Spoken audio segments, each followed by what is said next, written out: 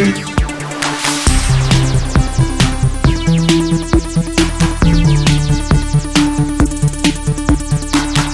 everyone, welcome to GameFace, episode 319 on Sifted Games at Sifted.net. I'm Shane Satterfield, and I am still alive, believe it or not. And I'm finally back to do an Despite episode our of best efforts. Despite COVID's best efforts to kill me, I am here and I am back. Alongside me is Matt Kyle. Matt, it's good to see you, brother. It's been way too long. Yeah, it's been a while. I forgot how to do this.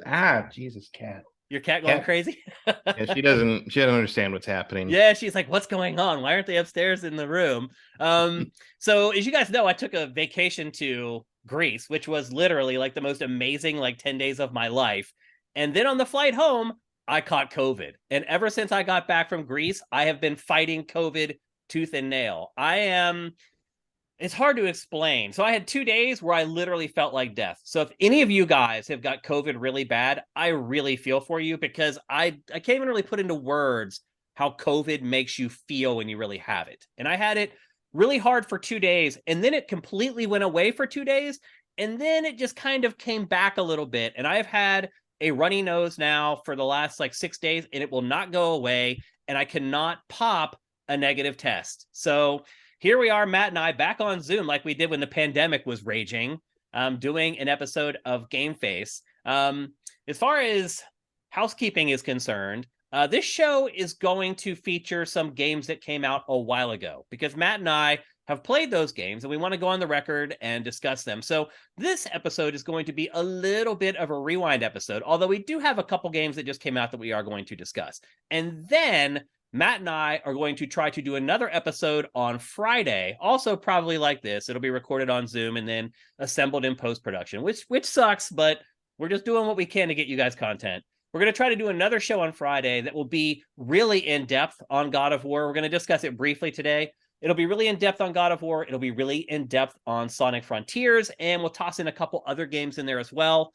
Just trying to get you guys content, because I totally realize that it has been a long drought for GameFace because I was on vacation and then I got COVID. So if you guys are worried about me, don't be. It's been 9 days since I got it. It's not that out of the ordinary to still not be able to have a negative test at this point.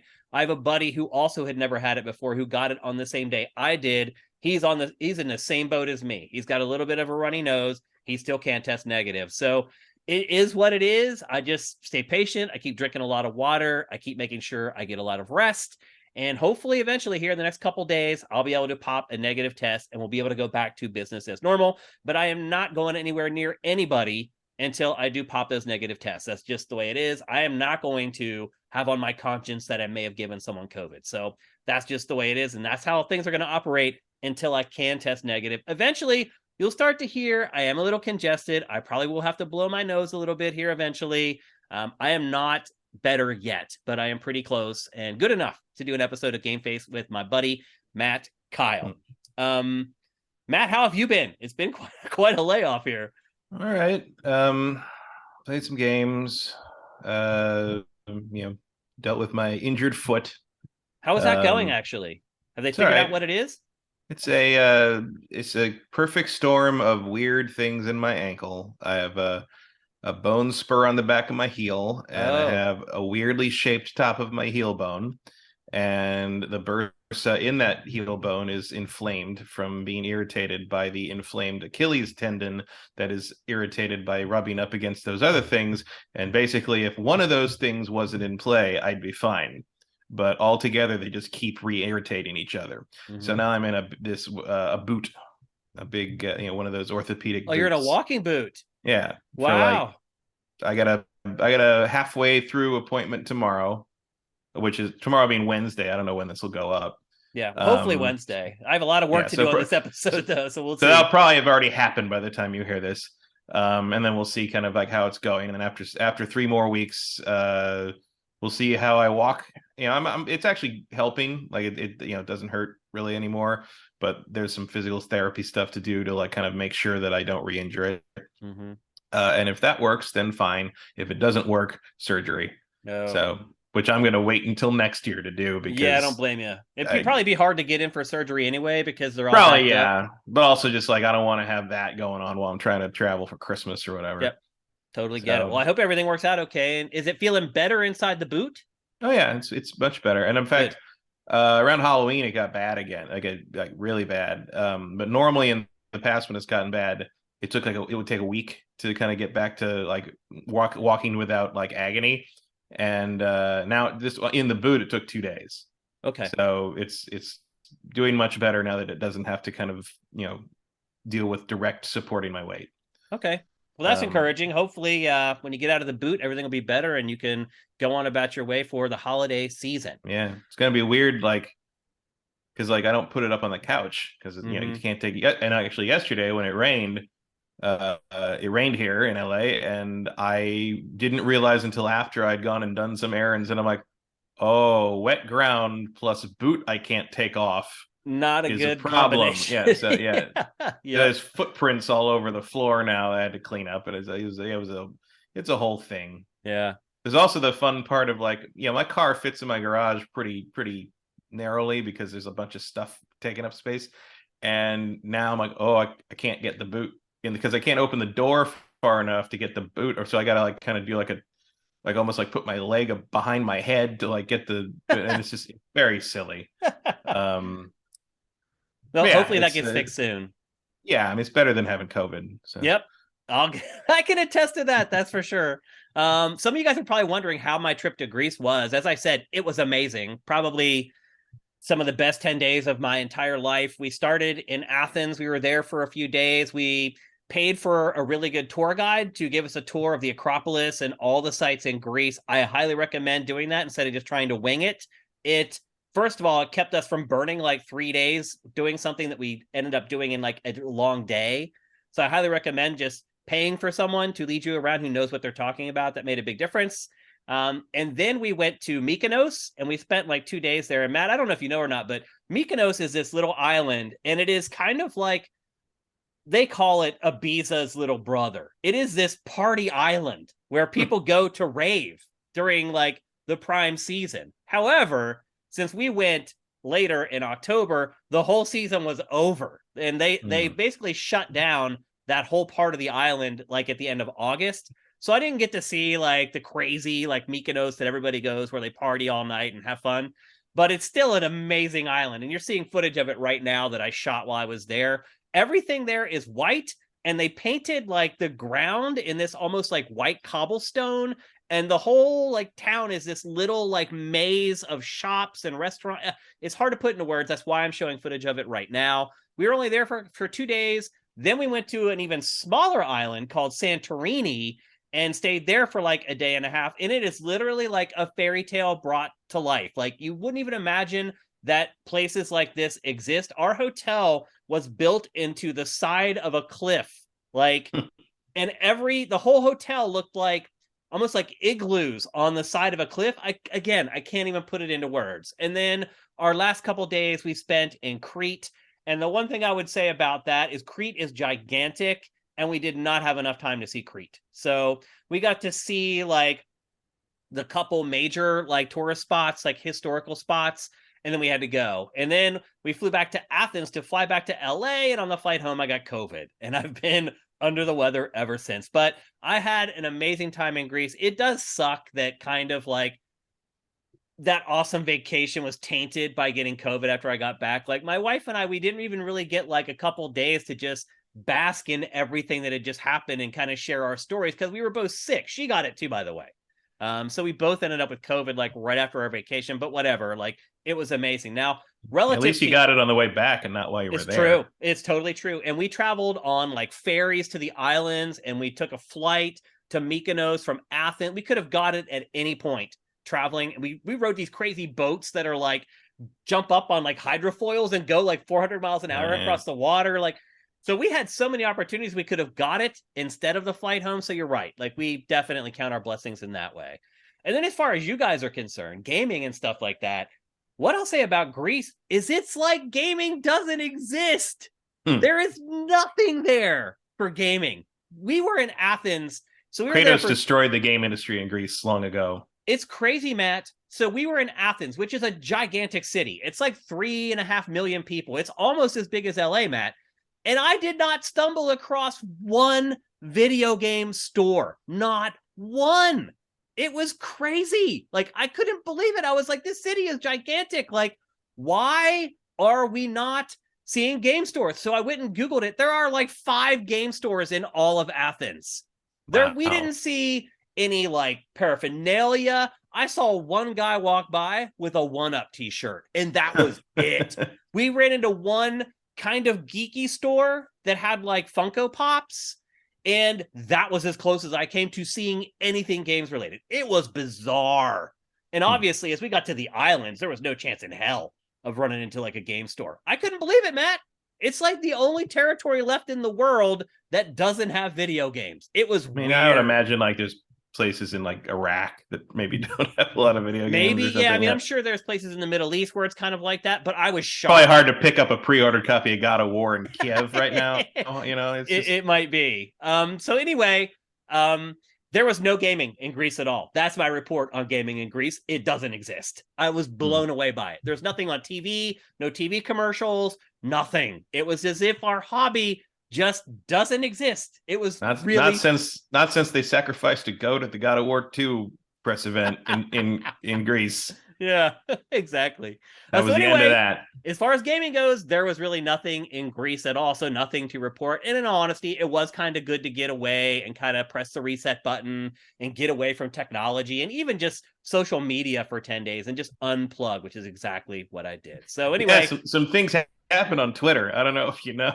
Yes, I have noticed some things have happened on Twitter, actually. And we'll talk about that at the end of the show because we do have some questions from you guys for Q&A. I asked for questions from you guys on Twitter and at sifted.net, and you guys came through with some questions that we'll answer later, and that is one of the things that we will discuss. But for now, it's time to get on with GameFace episode 319.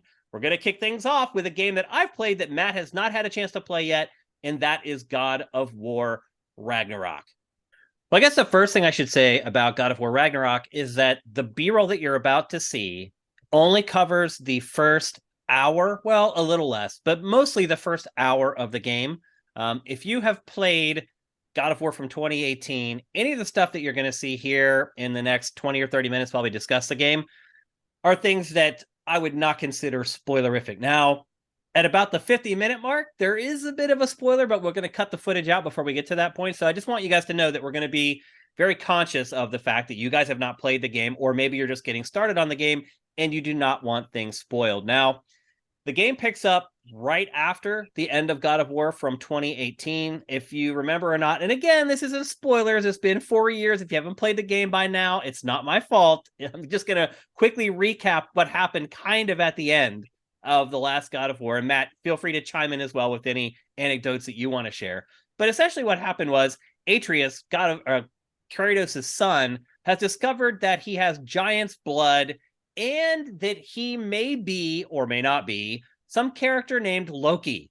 Freya, which was Kratos's... Actually, what was her relationship to Kratos? She wasn't his wife, right? Well, they were partners or whatever. Yeah, they were going together. Yeah. Kratos in the last game has killed some people that has made some people very unhappy. Freya is one of them.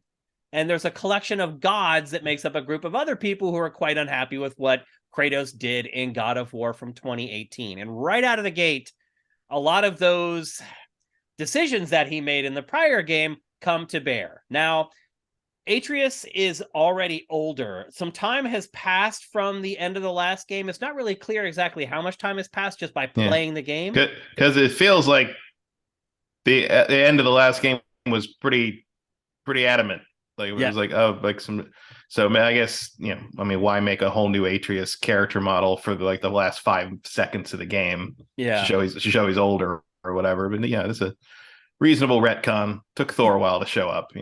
His voice has now changed. I guess is what I'm getting at. Yeah, that was an all around thing. When we get to Plague Tale, that's also an issue. Yeah. His voice has now changed, and he is essentially like a preteen teenager.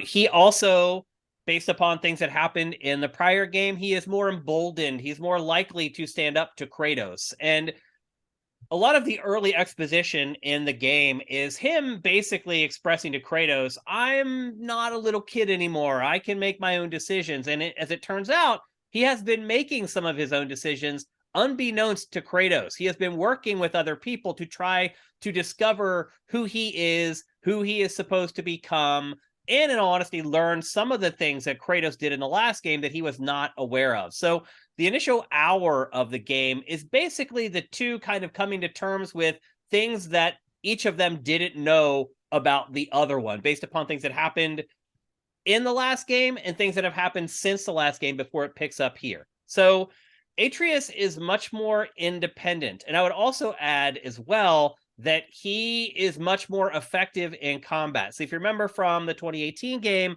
you could semi-control Atreus. You could use the square button to cause him to fire his arrows. And it used to be that like those arrows would just take like 1 pixel of health off the enemies. And it was really more for fun than really an effective way to go through combat. Although I will say he could interrupt them, and he could like, you know, he was basically like a tag partner a little bit, like an assist partner, I guess. Yeah, he run interference basically. Yeah, but I'll say this, Matt, I did see some videos like eventually where people played through God of War from 2018 with only Atreus, which is just maddening. That like, but towards the end of the game, get a new game. Yeah, exactly. Like, move on.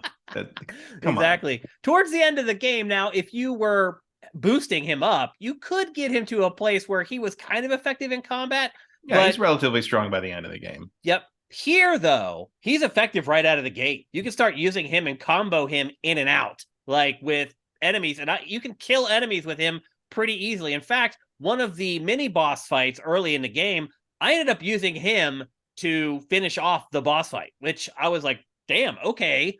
And then when they finally opened up the ability to upgrade Kratos, and he has like 3 different armor slots you can upgrade, 2 different weapons that he has equipped at a time that you can upgrade. But right out of the gate, you're able to upgrade Atreus as well, get him some armor, get him some damage boost. He appears to be a much more viable companion this time than he was. Some other changes that I've noticed right out of the gate, Kratos now has like a hook shot that he can use. So the level design, because of that, is much more vertical, because he can basically just hook shot up to the top of like cliff faces now.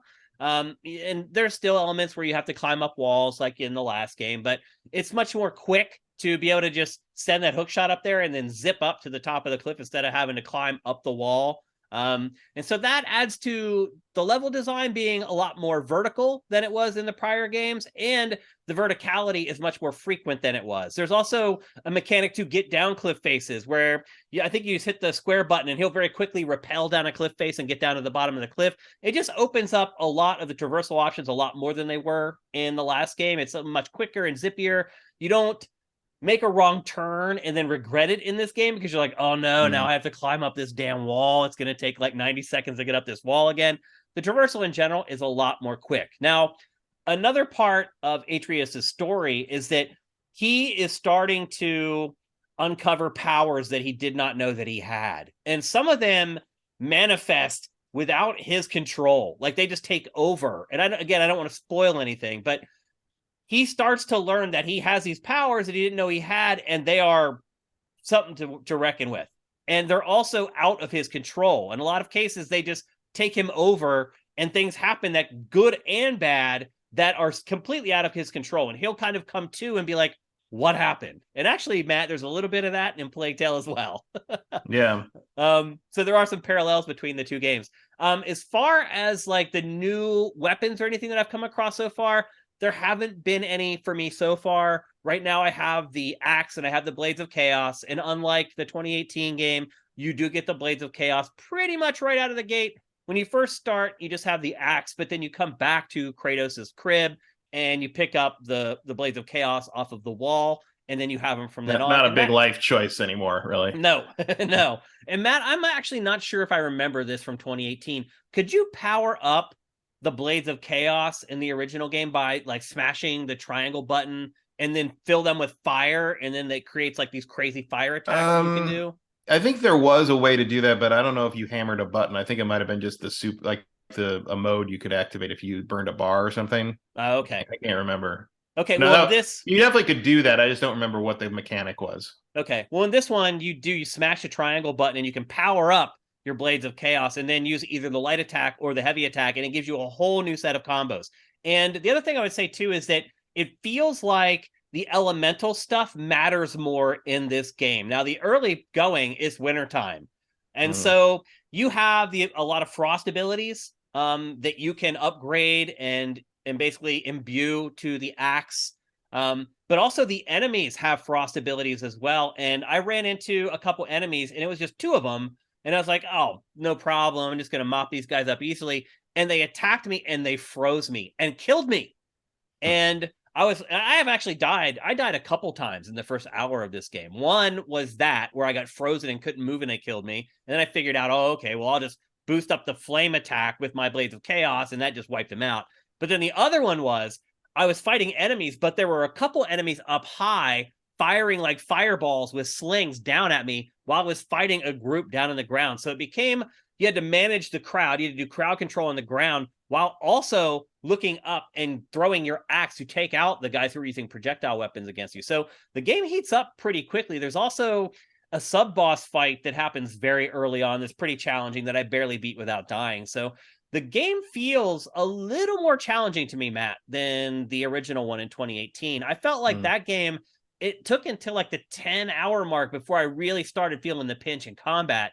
I started feeling it right away in this. And I'll admit this too, Matt, that I had forgotten a lot about how to play this game. I had forgotten how to like dodge and parry and block and like how to throw it and then call the axe back. I had to relearn all that stuff. And I did learn it pretty quickly and it became muscle memory. One thing I had forgotten about the 2018 game that's annoying is how you always have to press a circle button to like clamber over things. And sometimes it's just like a step up that's like a foot tall and you get stuck on it. You have to tap the circle button to go up that step. I don't know why they didn't change that for this one. And the one thing I would say too, Matt, so far anyway, and this could change because this game apparently is gigantic. It's like 40 some hours long. And I've always played a handful of hours so far. But the one thing I would say is it does feel very samey. I'm struggling in the early going to find lots of things that are new. Like I've already reconnected with pretty much all the major players from the first game, like all of them in the first like few hours. And I've already gotten to the point where, okay, this is where you go and this is how you upgrade all your stuff. And I've already upgraded a lot of my stuff and I don't see a lot of change in that. Someone asked me for one of the last episodes of Ask Shane Anything that I did before I left for Greece, if God of War was going to be disappointing, inevitably, if it was going to be disappointing. And what I said was, chances are it's not going to have that spark that the first one had because it was like they rebooted the franchise and it was all brand new. And we were looking at this series that we love with these brand new glasses. And I will say that a lot of that is gone. That the kind of the sparkle of, oh, this is God of War now, it's not really there anymore. And so far, when I've played, all you're left with is one of the best games ever made. Right, That's a shame. Exactly. Yeah. You're absolutely right, and that's what I also said in Ask Shane Anything. But that's also my game of the generation. So is that such a bad thing? But it does lose a little bit of that sense of wonder. I would much rather they stick with what worked rather than like try to reinvent something and end up with something that just annoys everybody, though. Yeah. And some people may be afraid that they would try to depart too far from the game of the generation, and they have not done that. It does stay very true to the OG reboot from 2018. Yeah, and that's not always a smart move, especially if you're trying to grow something, which we'll get into in a moment. Yeah. But in terms of God of War, like, you already got a 9.9 from the judges. I don't think you need to reinvent the wheel on that. You're literally messing with perfection, right? Yeah. I also assume that, like, considering how big the game is, there's more stuff in there. Like, there's stuff in there. Yeah. Like, there, clearly there's more weapons, there's more enemy tricks. If they're throwing that kind of stuff at you in the first hour, some of that is like, let's get the basic shit out of the way. Yeah. Let's get the real, because that was true of the first one too. I mean, you like, especially like the end game stuff, like the poison dungeon and all that stuff. Like, the you would have no clue. Yeah, you had no clue at the beginning of that game that any of that was coming. It's like, true. Yeah, they're not reinventions of the system you've already been using, but they are ways of using it in a way that you probably hadn't thought of. Yeah. So I expect to see more of that as you progress through the game rather Yeah. than reinventions of the wheel. And the level design is the same. So they're discrete chunks of land that you play through. And then eventually you get to this place where you go to this kind of like magical land in the sky that's like all psychedelic with all these trees. And then a magical door will appear in front of you. And then you enter that door and off you go into the next section of the game. Again, that was a part of the last game and it's here in this one as well. I am hoping we get to see all 9 realms this time. That was my one like disappointment of the first game was like, oh, I can just go to like 4 of them or something. Like you're in this big machine that can take you anywhere, but they're like arbitrarily broken for the ones that like it appears that you can because there's a door that basically has a little insignia for 9 different realms, and like you choose the insignia on the door, and then that takes you to that realm. So I think you're pretty safe in that. I mean, if I were them, that would be my first move. Would be to be like, okay, we're gonna let them go to all of them now. Yep. And that appears to be the case. Yeah, and have 2 of them not be just like random, like one-off like dungeon crawls. Yep. Because there's way more interesting stuff to do there. Yeah, for sure. So production values are great. Not gobsmacking, but great. I talk a lot about cross-gen development, sometimes holding games back. You can see a little bit of that here. Again, this game isn't an open world game, so it's not drawing and using occlusion culling to not draw parts of this big open world. There's none of that stuff going on. It's just these little chunks of land, and the game runs great. There's no frame rate buckles or anything like that, but it's not the fidelity that you get with like Ratchet and Clank Rift Apart. It's not the fidelity that you got with the Demon Souls remake. It looks great, but not mind-blowingly so. For instance, last night, my wife was watching me play, and Atreus was standing in the snow. And to her, it looked like his feet had been chopped off. She was like, what happened to his feet? And I'm like, what are you talking about? She's like, his feet disappeared. And I'm like, no, he's standing in the snow, and the snow is deep up to his ankles. And she's like, that's not what it looks like. And she's right. That's not what it looks like. My brain fills in blanks like that for me, and it doesn't do that for her because she doesn't play games like a maniac like I do. But the game still looks great. Like I was recording footage in 1080p for the show and recording like right here where I'm sitting. And I was like, oh, the game looks good, not amazing. And then after I finished recording, I went out to the living room and put it on my OLED TV. And I was like, oh, okay, hot damn. Like it looks like a really good looking PC game, I guess is the best way that I could put it. Like if you look at Kratos, his back, and he has both his weapons, and and he started customizing his gear. So there's a lot of different fabrics and things. It is pretty amazing to just see all the different texture work on all his different parts of armor, on all his weapons, on the hilt of his axe. Like everything has a different texture, a different sheen, a different reflection level. Again, the way I would describe it is it looks like a really good PC game, like a game that was built from the ground up to run on a powerful PC. Now, I haven't seen a lot of ray tracing and stuff like that, a lot of things that were promised to us with this generation of consoles. And let's be honest, we haven't seen that in general from most games. And sadly, not even on the PC, really. Yeah, or even they're only just now adding like full ray tracing to the PC version of Forza Horizon 5. Right. Yeah. So it's been kind of a letdown for this generation. It was kind of like the big thing that we all were plunking down $500 for. And I always got the impression it was more the only thing they could think of. Right. It was the selling point that they could put on the box or whatever. So you don't get a lot of that here, but the game still does look great. If you have a really good TV, it looks all the better. Even in 1080p, it still looks great. It's just not mind-blowing. And again, because this game isn't rendering this gigantic open world, my expectations for it are a little higher than other games. But look, if the trade-off is that people who have a PS4 can play it, I'm totally cool with that. Like the more people who get to play this game, I'm fine with it. It still does look amazing running on a PS5, which is what I'm. And I would imagine that they originally targeted this to be a little earlier than it has been. Yeah. So it would have made more sense to be cross-gen because you wouldn't have the penetration of the PS5 yet. Yeah. You probably gotten away with really making it a PS5 exclusive if you knew it was coming out in November 2022. Right. But I don't think they knew that. That was not the original plan. Yeah. So that's pretty much my experience so far with God of War Ragnarok. I don't want to get into too much more of the story because I don't want to spoil anything. And Matt hasn't had a chance to play it. And when Matt and I get together on a game, I feel like that's when the real discussions are good on GameFace. Mhm. So we'll save Matt and I both discussing the game way more in depth for the episode on Friday.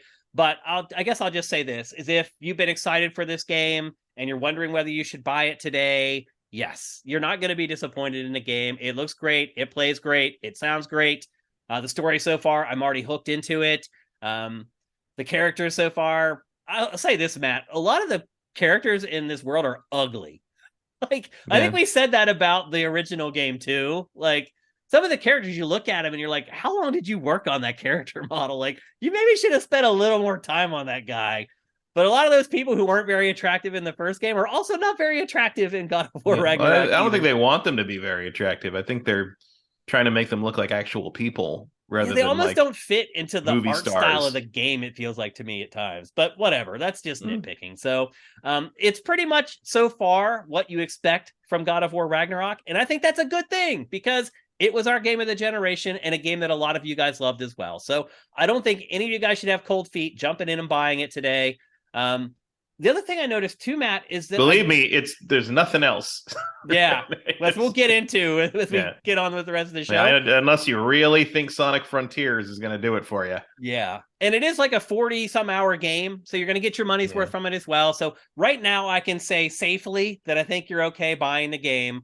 And we'll all get together on Friday to discuss, both Matt and I, our experiences as we get much deeper into the game. And at that point, you guys will have probably a frame of reference as well. And if we can't do the show live on Twitch because I'm still testing positive, at the very least, we can get into some great discussions in the comments, both on Patreon and at sifted.net. So that's all I got right now for God of War Ragnarok. We'll have much more coming to you guys on Friday when Matt gets a chance to play, and I get a chance to play a lot more of it.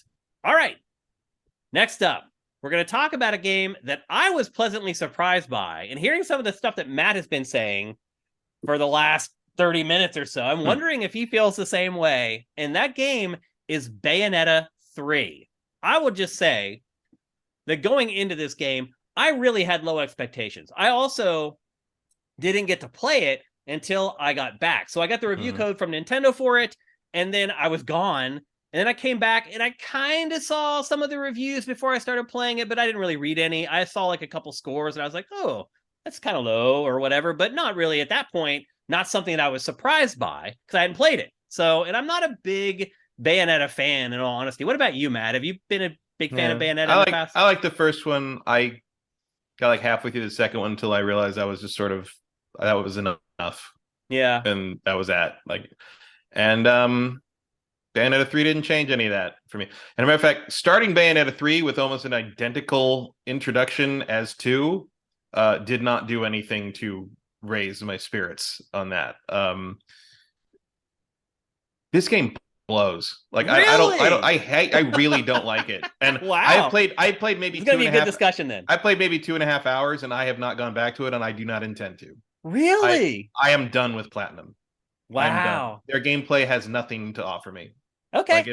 Like if you're into it, cool, but it's the same shit they've been doing for almost 20 years now, and I don't care anymore. Okay.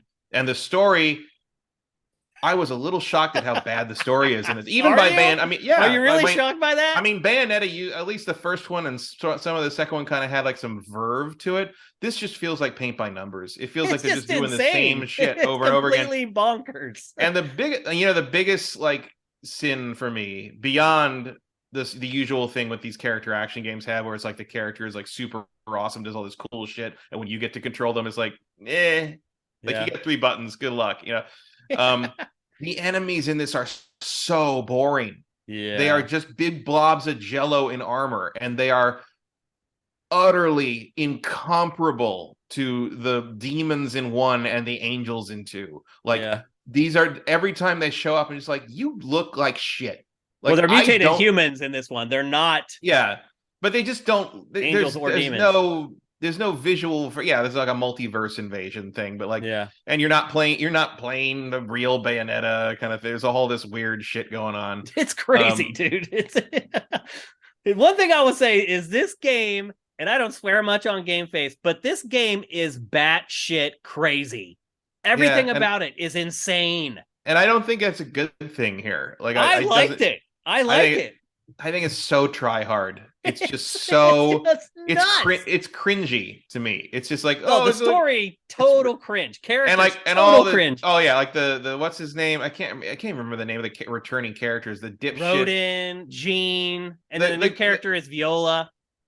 yeah, she's all right, but like She also sucks though. I think she's also corny AF. And yeah, well she's like, and like I can't remember the name of the guy. The guy who drives her around. You know the fucking Rodin in the guy right, in the yeah. pizza delivery van. Yeah, the guy No, who runs the no, bar. not the big dude who runs the bar. The little fat guy who like Oh yeah, yeah. The drives her guy around in in the the beginning convertible. and I forgot acts his name too. like a 1989 anime like comedy relief character. Like just Yeah, like go away. Like all yeah. this shit It's cringe. The sucks. story is cringe. It's Like awful. it's not even like I like would be good for like a embarrassed to be 13-year-old. no, Like I'd be embarrassed to have it on in a room with other people in it. Like it's made it's for 8-year-olds, but really bad. 8-year-olds should not consume the rest of the content in this game. It's No, like it's I don't know who that stuff is designed for, but this game goes immediately to 11 and never lets up. yeah. Never. Like I And that's thought part of the problem. Like it's the Michael Bay thing. It's like it is. you have to breathe. You can't It's just none do of that it. the whole time. The one time, I guess the closest it gets to breathing is when it makes you play another character you don't want to play as right after it gives Bayonetta something cool to play with in the previous level. And That you're is like, what oh, happened. Well, there, now so I have there's to a wait side. to There are use this thing. side-scrolling levels in this. Yeah, where you play as so Jean, weird. and she's like Gone. a spy girl, and she's like stealth, and it's side-scrolling, and I'm just like, what is this? Yeah, The it reminds whole me a little game of is the it reminds me a little of the Scarecrow levels in Arkham Asylum. a little bit, yeah, which I Yeah. also didn't really like. No, which are also kind of like unwelcome breaks to Yeah, that game's otherwise. Yeah, it's like I mean, look, I don't particularly like what I'm doing in this game at any time. But like that especially, I'm like, oh, yeah. And then like there was like a weird dawning horror of like, oh, this is a whole level. Oh, you're yeah. gonna make me do this for like an extended period. Oh, wow. Like, who do you think you are? You know, Yeah. it's like it just ugh. I have really enjoyed it because so I played like is it the prologue or the epilogue that starts the whole thing before it really kicks off? Yeah, the And prologue starts. and it's just bonkers. Like it's just one insane scene after another where there's just a monster the size of a skyscraper just flying through like Manhattan, just destroying all of Manhattan while you're riding on it. And it's just the stuff that's happening. You're like, am I seeing this with my eyes? And I thought, okay, this is just going to be until the real game starts. And then it will settle into a typical video game where you have a hub and then you go into the levels and you finish the level and then you come back to the hub. It never changes. It is just balls to the wall insanity the whole time. Now, there are stages eventually that you get to. And the way the stages work is there's like a list of altercations basically that you can get into. And that's the weird thing is like it's so weird at the beginning where they kind of have you pick after the prologue. They're like, pick your mission to go on it, and then you just never see that again for like hours. I'm like, I kept waiting for this altercation. Yeah. So you finish a level, it will have a list, and you get graded for each altercation, like gold, silver, platinum, whatever. Yeah, I've also learned that there is no faster way to make me not care about your bullshit than to give me a grade at the end of a level. Like I don't go away. Like oh, it was a B. I'm like, I got through it, didn't I? Fuck you. Well, like, sometimes it tells me, though, that I'm doing something the right way. So one of the things that you can do in this game is you can summon kaiju at all times. And eventually you get like a whole army of them, and you can set them to the D-pad to quick select. And then you can literally just summon them at any time. And if Bayonetta takes a hit, the summon will go away. So the strategy is like get her some distance away from the enemy, then summon, then send the kaiju into fight and hope that it blocks any of the attacks that would end it. And it's also on a meter, and you can upgrade that eventually. The meter is pretty generous. It's generous, but like, yeah. But it's but see, the grading system taught me to start using the kaiju more often. When I first started playing, was like, oh, this is like something I'm only going to use against bosses or whatever. And I was like barely using it. And then I finally used it just like whenever. And I finished with like a platinum grade. And I was like, oh, I need to use these more often. And from that point forward, I was using my kaiju all the time. So it was actually a learning tool that taught me how to play the game better. Right. But the problem with that is that the kaiju suck. Yeah, like they're like three buttons. Their moves are slow and dumb, or like it's like I don't want to play. Eventually, you get some pretty good ones, though. I'm sure eventually, but early on, like for the first couple couple hours, I'm like, I don't want to play as this big lizard thing.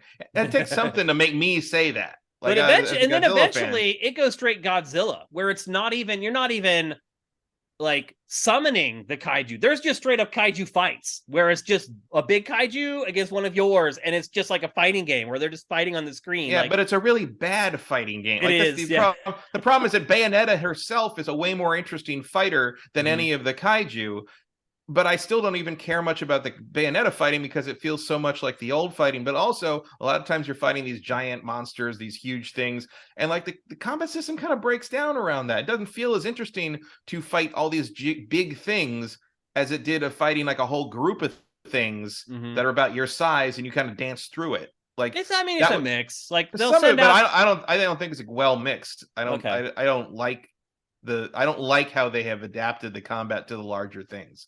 Um, and it's just constant.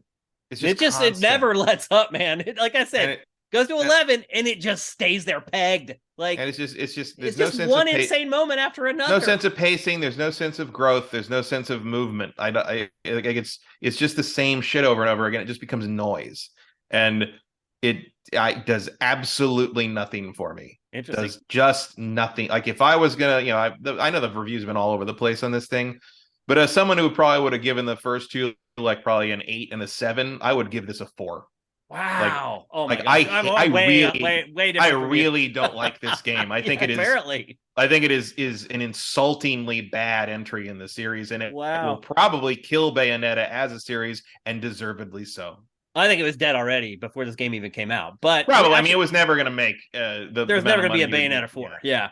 Yeah. We should actually summarize the plot very quickly for people who actually do care. Oh, As Matt you go said, ahead. it's a whole multiverse crazy thing where basically Bayonetta dies in one multiverse, and then the new character Viola is there when she dies, and she leaves to go to other universes or multiverses to basically tell Bayonetta, hey, in this other reality, everyone dies and the world basically ends. And it becomes this weird thing where Bayonetta runs into herself. She'll go into a multiverse and there will already be another version of her there. And in a lot of cases, that version will die and then give her whatever weapon that they had. And then that's how you kind of grow your arsenal. Now, sometimes there's a hub world that you go back to, which is basically just a bar where you can go and like upgrade Bayonetta's attacks. And the skill trees are pretty small.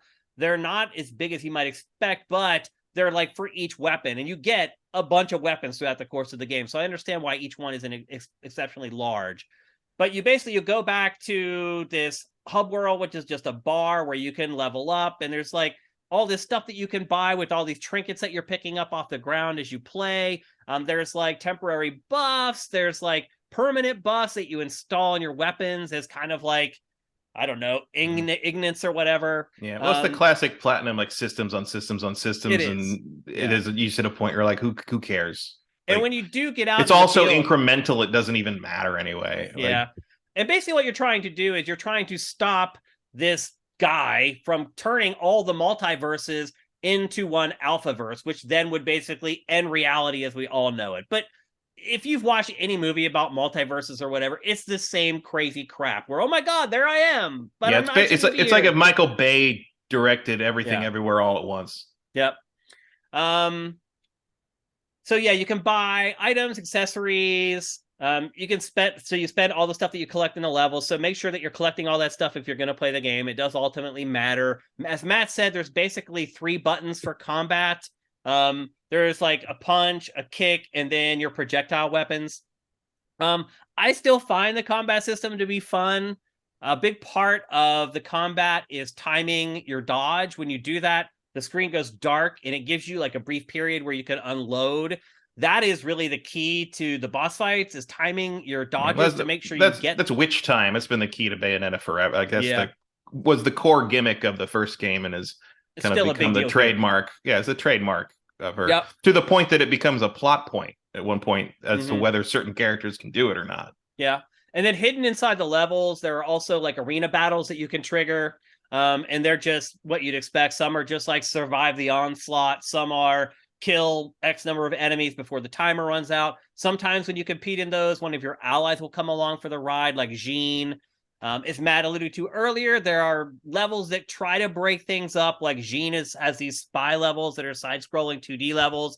There's some puzzle solving where you like manipulate time. You use like these devices to rewind time, and like bridges will reassemble, and then you have to run across the bridge before the timer. They try to do things to mix it up, but honestly, Matt, like I think it just slows down and just takes away from the mental onslaught that is Bayonetta 3. Like, Yeah. I agree. Like it doesn't do anything to improve anything. Like if that's what what is meant to be the breathing moments, they don't work. Yeah, I didn't like him either. That's why I was like, just keep it balls to the wall the whole time. I enjoyed that part of the game. The enemies, as Matt said, I agree 100%. The enemies are repetitive and just dumb. Like they're either these like humanoidish, like liquid enemies that you fight continually, or they're these pot-bellied, like big, like trolls that you fight, and it just will have like a different color or a different kind of armor. Yes, or even armor. for this series, it is the same enemies. It gets repetitive. Over and I agree with over that. and Yeah. over. It's just unbelievable. Like I don't even like fighting bosses sometimes or mini bosses because I'm like, are you going to become a normal enemy now? Like I'm just going to have to fucking deal with you over and over again, like 15 of you next level. Like, it's tedious. It's tedious. The game is tedious. That's the only thing I can describe it as. Now, I'll be honest with you, Matt. I thought the combat was great. I really enjoyed it. I thought I got better at it the more I played it. I felt like don't see much difference beyond the kaiju stuff. Master one weapon, like I get another one, and then I'd master that, and then I get another one. Like I thought the pacing of bringing in the new weapons was great.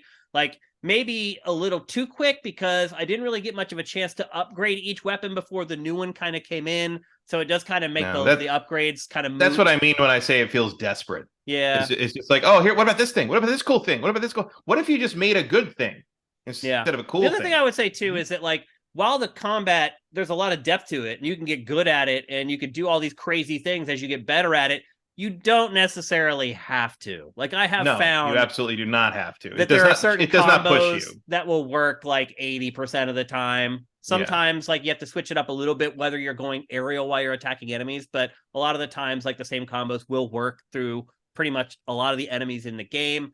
But I did feel like the combat was deep, and if you do play it on some of the harder difficulty settings where I think they would probably require that you get better at it, the depth is there to get better at it and to make the higher difficulty levels something worth playing, I guess is how I'm sure. Like, it's also very hard to read Finnegan's Wake, but that doesn't make it good. Yeah. Like I don't care about Platinum style in combat. I don't think their combat is interesting. I don't like, I'm sure it's deep and got a lot to it and there's a lot to learn and you can master it and become very good at it. I will never do that because I don't care. If you pay really close attention to the combat system in this, they do some pretty cool stuff with how they do enemy transparencies. If you watch like how the enemies float in and out of transparency as the combat is happening at like a breakneck pace, like that's something I don't know if I've actually seen before. And that allows them like, so you can still see. Yeah. Because that allows them to put the kaiju on the battlefield and not completely like ruin the camera or the combat system in general. Like, I will say it's overall pretty impressive that they're getting the Switch to do a lot of this. Oh, it's mind blowing. It is one of maybe the best looking Switch game on the market. Like it does. I haven't really even, I've seen reviews. I saw someone say that like it chugged a lot.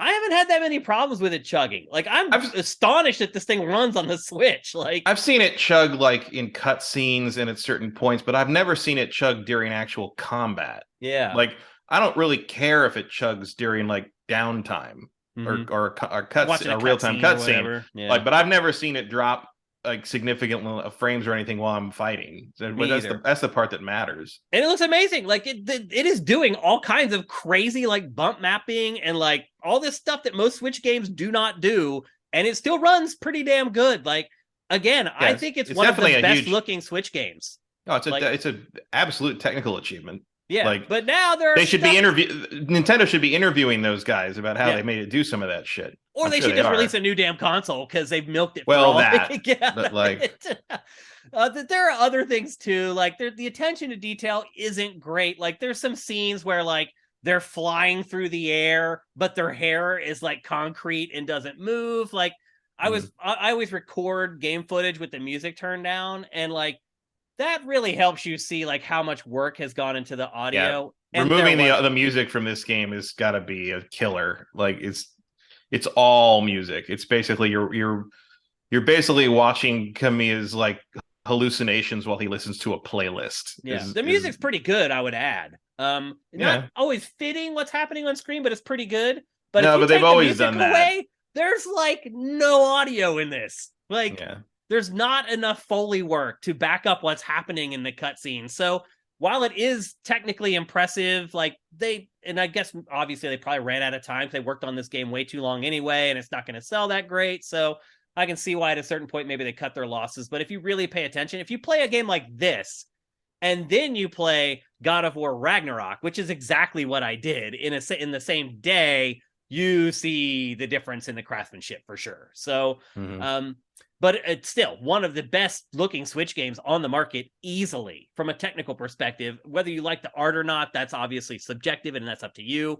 I tend to like it, but it does get repetitive, as Matt said. The enemies get repetitive, and I like the design of like her and John and Viola and all that. But I think the enemies are complete dud. Like just especially in comparison to there's a lot of imagination on display in the first two in the enemy designs, and in this I just feel like they punted. Yeah, really, but I will really say, poorly. As a counterpoint to Matt, I am enjoying the hell out of this game. I'm like 10 hours into it. I'm a little over halfway, judging by the chapter number that I'm on. I haven't lost any excitement to play this game at all. It is 11 and it stays there. It is kind of one note. So I have found myself playing a couple hours and then putting it down and then coming back, like half a day later to play a little bit more. Yeah, I moved on pretty quick, and honestly, I had it in my head like I should play it again just to like refresh before we do this, and I honestly forgot last night. Like I forget this game came out. Yeah. In comparison to some of the other stuff. Yeah. One game I would compare it to a little bit is a little known game from Capcom called Asura's Wrath. It's I remember that kind of bonkers. Just this stuff is just happening that you're just like, what? Like, yeah, Asura's Wrath though like lets you play more of it. Maybe. Like even in the form of it's the form of QTEs, so that's a matter of opinion, I suppose. But like I didn't feel as detached from the crazy shit in Asura's Wrath as I do in Bayonetta 3, because a lot of the crazy shit in Bayonetta 3 happens in cutscenes, and then you go into a fight sequence, which is the same as all the other damn fight sequences you've already done. Like it's one thing to show. Choreography in this is pretty amazing though in the cutscenes. Like, oh yeah, for sure. Like that's all that same kind of like incredible. He's gonna surf an ocean liner along the side of a tidal wave and fight a giant whale monster thing, and like never like break a sweat doing the whole thing. It's like, oh my god, that's really cool. And then okay, now fight 10 of the weird little Jello guys, and just punch them to death. Yeah. What can I surf on the thing and do that? No, just hit them. I mean, okay, that like those are two very different experiences. Whereas in Asura's Wrath, like you're throwing moons at each other, and at least I'm pressing a button. Yeah. My big complaint with the gameplay in this is that they require platforming, and the platforming controls suck. That was my biggest complaint with the gameplay. Combat I'm okay with, but there are mission objectives where you have to platform quickly, and even after playing this for hours and hours, I never felt like I was in control of the platforming. It always felt like when I finally got it, I got lucky. Like, yeah, it's too slippery, and for all the camera is good at showing you what's going on during the fighting. It's just a little too high. Yeah, like I agree with that. You can't quite see Bayonetta's feet well enough to platform effectively with her. I'd agree with that. The other thing I would say too is that while I was playing this, I thought about Ryan Davis constantly from GameSpot and Giant Bomb. He loved games like this. Asura's Wrath was one of his favorite games ever. And I just sat while I was playing this, I just kept imagining his face while playing Bayonetta 3. I just know he would just have a smile just plastered across his face just as he blazed through these levels. Like, it is, I agree, it's a little bit of an acquired taste, but I really loving the hell out of it. The story is dumb. The characters are dumb. It's a shame that they're ending the trilogy in with such a whimper, but the rest of it I have really enjoyed. I could not see myself sitting down and playing like all day like I can play God of War or some other games that have peaks and valleys, but the time that I've spent with this, I have had a ton of fun with it. Like it just keeps catching me off guard. Like every moment you never know what's going to happen. Like you said, you're surfing on a whale down a skyscraper. Next thing you know, you're in Shibuya, Tokyo, in the shopping center, and you're just like, what How did I end up here? Like, it's just completely unpredictable, and I feel like we don't get enough games like that anymore. So I have really enjoyed Bayonetta 3, and I do recommend buying it because it also is quite lengthy. It's not like a short 8 to 10 like action 10-hour action adventure like we expect a lot of times. Yeah, It's close that's to not like 20 hours. that's not a plus in my book. Yeah, well, if you don't like it, I can see that. Yeah, I just don't think games of this type need to be that long. Yeah, it Like could be. it's just, especially considering Platinum always expects you to play these things over and over again. Yeah, And I know in really this it's more like you go back to the chapters and you just replay individual chapters. You don't play the game over again. Yeah. You just pick the individual, sequences. But like, nah, it is ridiculous to want $60 for this game as far as like wait for a good sale. Like if you're a fan of Bayonetta, you already have this game. Like it doesn't matter. Like you're already there. Yeah. But I do think if you're a fan of character action games, I think this is like the best one in a while. Like, I don't know. I mean, what tops it? Well, that's kind of what I mean. Is like you just don't want to play them anymore. They don't really make them anymore because they kind of suck. Like I don't really want to. I don't want to play. I didn't get more than halfway through Devil May Cry 5. I don't care about this game. I never particularly liked the genre, the subgenre. I like this more than Devil May Cry 5. I'll say that. Yeah, I would probably give this the edge over Devil May Cry 5. Yeah, Devil May Cry 5 was, I guess, fine, but it just felt very. It took itself too serious for the absurdities that happened. Like, that's I think Bayonetta. They don't like try to make it seem like this is some serious thing. Oh yeah, but like that.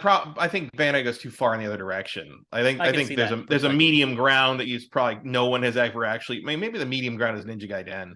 Yeah, that's true. Maybe, but it's like Ninja Gaiden knows it's ridiculous, but it does. The characters take it seriously. Yeah, and that's not true in Bayonetta. And like sometimes that can be fun and refreshing, and it has been at times in the other games. But in this, it just feels like everyone's here to like. Punch the clock and go. Like, everyone, like there's a point at which, all this crazy shit's happening. And like, I know you're trying to go for like super cool anime hero thing who like, I'm surfing on a whale and we just blew up a ship and he's smoking a cigar on the top of a building and he's going to punch God back into the waves and stuff. And I'm like, I get, but like at a certain point, if the characters don't think it's important, why should I think it's important? Yeah. I can understand that perspective. I just had fun with it. Sometimes I think it's good to just have mindless fun. And that to me is what Bayonetta 3 is. I don't mind mindless fun, but like you gotta strike the tone, you gotta sell it as well as anything else. It's like, I won't defend it actually because it's a bad movie, but I love Equilibrium. That the Christian Bale movie, which is basically like Brave New World as remade by like an idiot like who didn't understand it. And like I love that movie. It's terrible. Like it's garbage, but I enjoy that garbage. Whereas like Armageddon is also terrible and garbage, and I can't stand it. Yeah, because it's a fine line. There's no doubt. There's a way to present this that appeals to me and that doesn't appeal to me, and the way Bayonetta 3 might appeal to somebody else, but it is not for me. Okay, so there you go. That's Matt, a big fat no on Bayonetta 3. And there's me with a big fat yes on Bayonetta 3. And that doesn't happen that often. I will just go back and finish Bayonetta 2. Thank you very much. Okay. And you can probably get that for $5 at this point too. So oh yeah, I think it was on sale for that much like the week before the third like the week after it went on sale. Yeah. That might happen to Bayonetta 3 as well, based upon some of the reviews I've been reading. So yeah, I would imagine you can get this for a pretty decent price come Black Friday / Christmas or so. It's possible. Although, as we've said many times, Nintendo is very reluctant to lower the price of its first party games. True, and this is a first party Nintendo. But like I said, I looked for Bayonetta. I was like, oh, I wonder if Bayonetta's, because I didn't have Bayonetta 2 on digital. I got the physical copy. And the physical copy came with a card for 2, but a code for 1. No, that's right. That's right. Yeah. So I have the digital copy of Bayonetta 1, and I was like, I just looked at it in the store. I'm like, oh, maybe I could get a digital Bayonetta 2. I wonder how much that costs now. And I think it was like $19 normally, but it was on sale for like $5. Yeah. And I was like, oh. So like, yeah, Bayonetta does not seem to be beholden to the Nintendo price hold rule. Yeah, like maybe it may drop is what you're saying. I think Bayonetta 3 will certainly drop. It's gonna drop a lot faster than that Advance Wars collection. In terms of Nintendo's decision making that I don't understand. It's really bizarre at this point that game hasn't been released. Well, especially it's like, oh, we can't do that because there's Russia in it. I'm like, have you played the new Call of Duty? Yeah, Like, they haven't. Nobody fucking cares. Matt, you know they have not played the new Call of Duty. So anyway, there you go. That's Bayonetta 3. I say buy it. Matt says don't buy it. And I think that probably falls in line with a lot of the reviews that you've been seeing. Some people like it and some people don't. But I think at this point, you probably have a very clear picture of what you're getting yourself into if you decide to pick it up. I was a little surprised by how all over the map the reviews were on that. They have been all over the place. Yep. Next up, we're going to talk about a game that I have not played even a lick of because it came out while I was in Greece, and we are getting in a little late on this, but this is one of the big games of Q4, and I know you guys want to get Matt's take on this because of his proclivities for character-based movies and film and his knowledge of the Marvel Cinematic Universe and the DC Universe, and that is Gotham Knights. Matt, the first thing I will say is, based upon your initial kind of pre-show discussions we had about this, it sounds like you don't hate it as much as I thought you were going to hate it. Is that not true? I don't hate isn't right, but it's just, I don't know. Like it's not a good game. Okay. But it's not a good game in the way that a lot of games usually are, where it's like, oh, this is unfinished or it's unpolished or this is bad and this doesn't work. Like, this is not a thing like, and I don't get me wrong, I think almost everything in Gotham Knights is wrong. But I don't think that in the way of like, oh, they didn't finish it, or it's like, oh, the devs were lazy or they were incompetent and they didn't get. No, it's all actually very well and competently done. I just don't agree with a single decision Warner Brothers Montreal made about this game. Okay. Every single choice they made on Gotham Knights is wrong. Wow. That's hard to do. There is not a single thing in this game that I would not change in some way. Really? I think it is the most wrong-headed, like the concept of this game is solid. The concept of the game, Batman's gone, and the player gets to play as one of the Bat family, like kind of filling the space and figuring out how to navigate Gotham with Batman gone. Now, do they show you what happens to Batman so that he's gone? That's the opening. He gets killed by Ra's al Ghul. Oh, okay. And activates his protocols that basically, if you're watching this, I'm dead. Also, the guy who voices Batman, I didn't look up the voice cast, but the guy who voices Batman in this is awful. No, really? Like, in fact, this opening scene is literally him fighting Ra's al Ghul in the Batcave. Like, he gets ambushed by Ra's al Ghul, or I think he lures him to the Batcave, gets attacked there. And at one point, he kicks like Ra's al Ghul into like a little computer room. It's sort of like on a balcony area. And I don't remember what he says, but he says something. And I swear to God, I thought it was temporary VO that they forgot to replace. Like bad. Huh? He sounds terrible. Like, he's just the wrong choice for Batman. Like, he just kind of has a deep voice, and like it's not a bad voice. It's not like I'm like, oh, he's a bad actor. He's not. He's got a fine acting voice. I'm sure he's a great voice actor in the right role. But for whatever reason, that voice doesn't sound right coming out of that Batman. And it's also a little weird because we've been waiting for a Batman game for a long time now at this point, and one finally comes out, and in the first scene, Batman, the person who people care about, is killed. It's like, right. And I mean, look, there's and so like the early part of the game is everybody being upset that Batman died and all this. And Commissioner Gordon's already been dead for a while, which is why the cops don't like you, and because they're being run by right. Well, they're being run now by Kathy Kane. And the Kanes don't like the Waynes or any of that. So there's a whole backstory. There's a new continuity. So there's a backstory where they don't like each other. And they are related. I think the Kanes are where Martha. Why did you say that name? The Kanes are where Martha. That's her family. Okay. And Kathy Kane, if anyone who watches the WB or the CW would know, Kathy Kane in other continuities is Batwoman. But in this, she's not in this one. No, she's the commissioner, and she hates vigilantes, so the cops are going to shoot you on sight, basically. Except when you rescue them from random crimes, they're like, wow, I didn't think a vigilante would help the cops. And you're like, so are the police the primary antagonists in this? Or no, is it the villains? The villains are. But okay. the police are just not going to help you. Gotcha. And in fact, there's times like even early on, you're sneaking into like a police headquarters to get access to Ra's al Ghul's body in the morgue to like find clues and stuff. And like the cops are hostile, but like the game goes out of its way to say you do not get XP for beating up cops. So it's better to just avoid them. And they also are way more lethal than most of the other enemies early on. So I heard a hint there, Matt, of some detective work. Is that a part of the game? Rudimentary. So like that's kind of the thing is like there are things that are in this game that I think are there because they know people would expect them from an Arkham game. But here's the trick, and this bugged me for like 3 days when this game came out and I was playing it.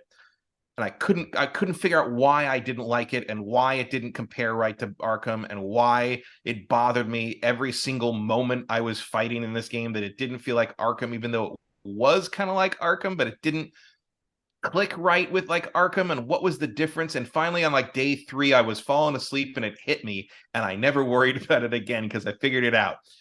Gotham Knights is not trying to be an Arkham game. It's trying to duplicate Insomniac's Spider-Man game. And I'm not surprised to hear that is the problem. No, not at all.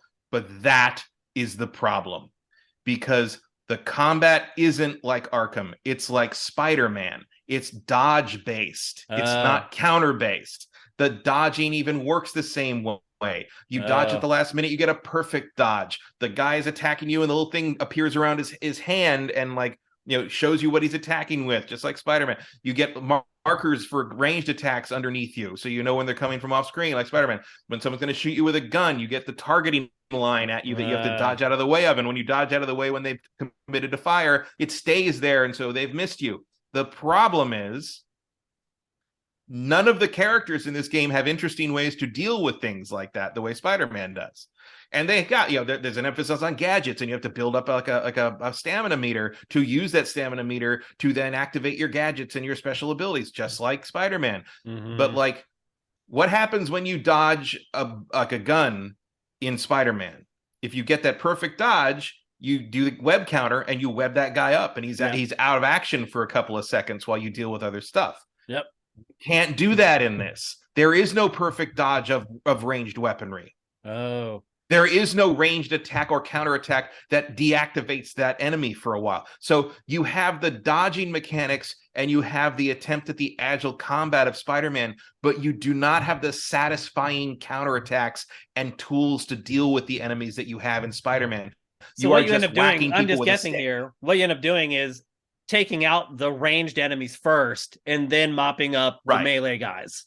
Pretty much, unless you like the other, because the other problem is like, one of the things about Spider-Man is the enemies that are armed with, I mean, actually melee too, but they're not as important. But the enemies that are armed with like guns, like you can see that they're armed with, they're holding guns, they're shooting guns, and Spider-Man can even pull the guns out of their hands and knock them down or knock the gun out of their hand, and then another enemy can go pick it up. And part of the strategy of Spider-Man is preventing them from picking those guns up again, or picking the gun up and spinning around and throwing it in their face.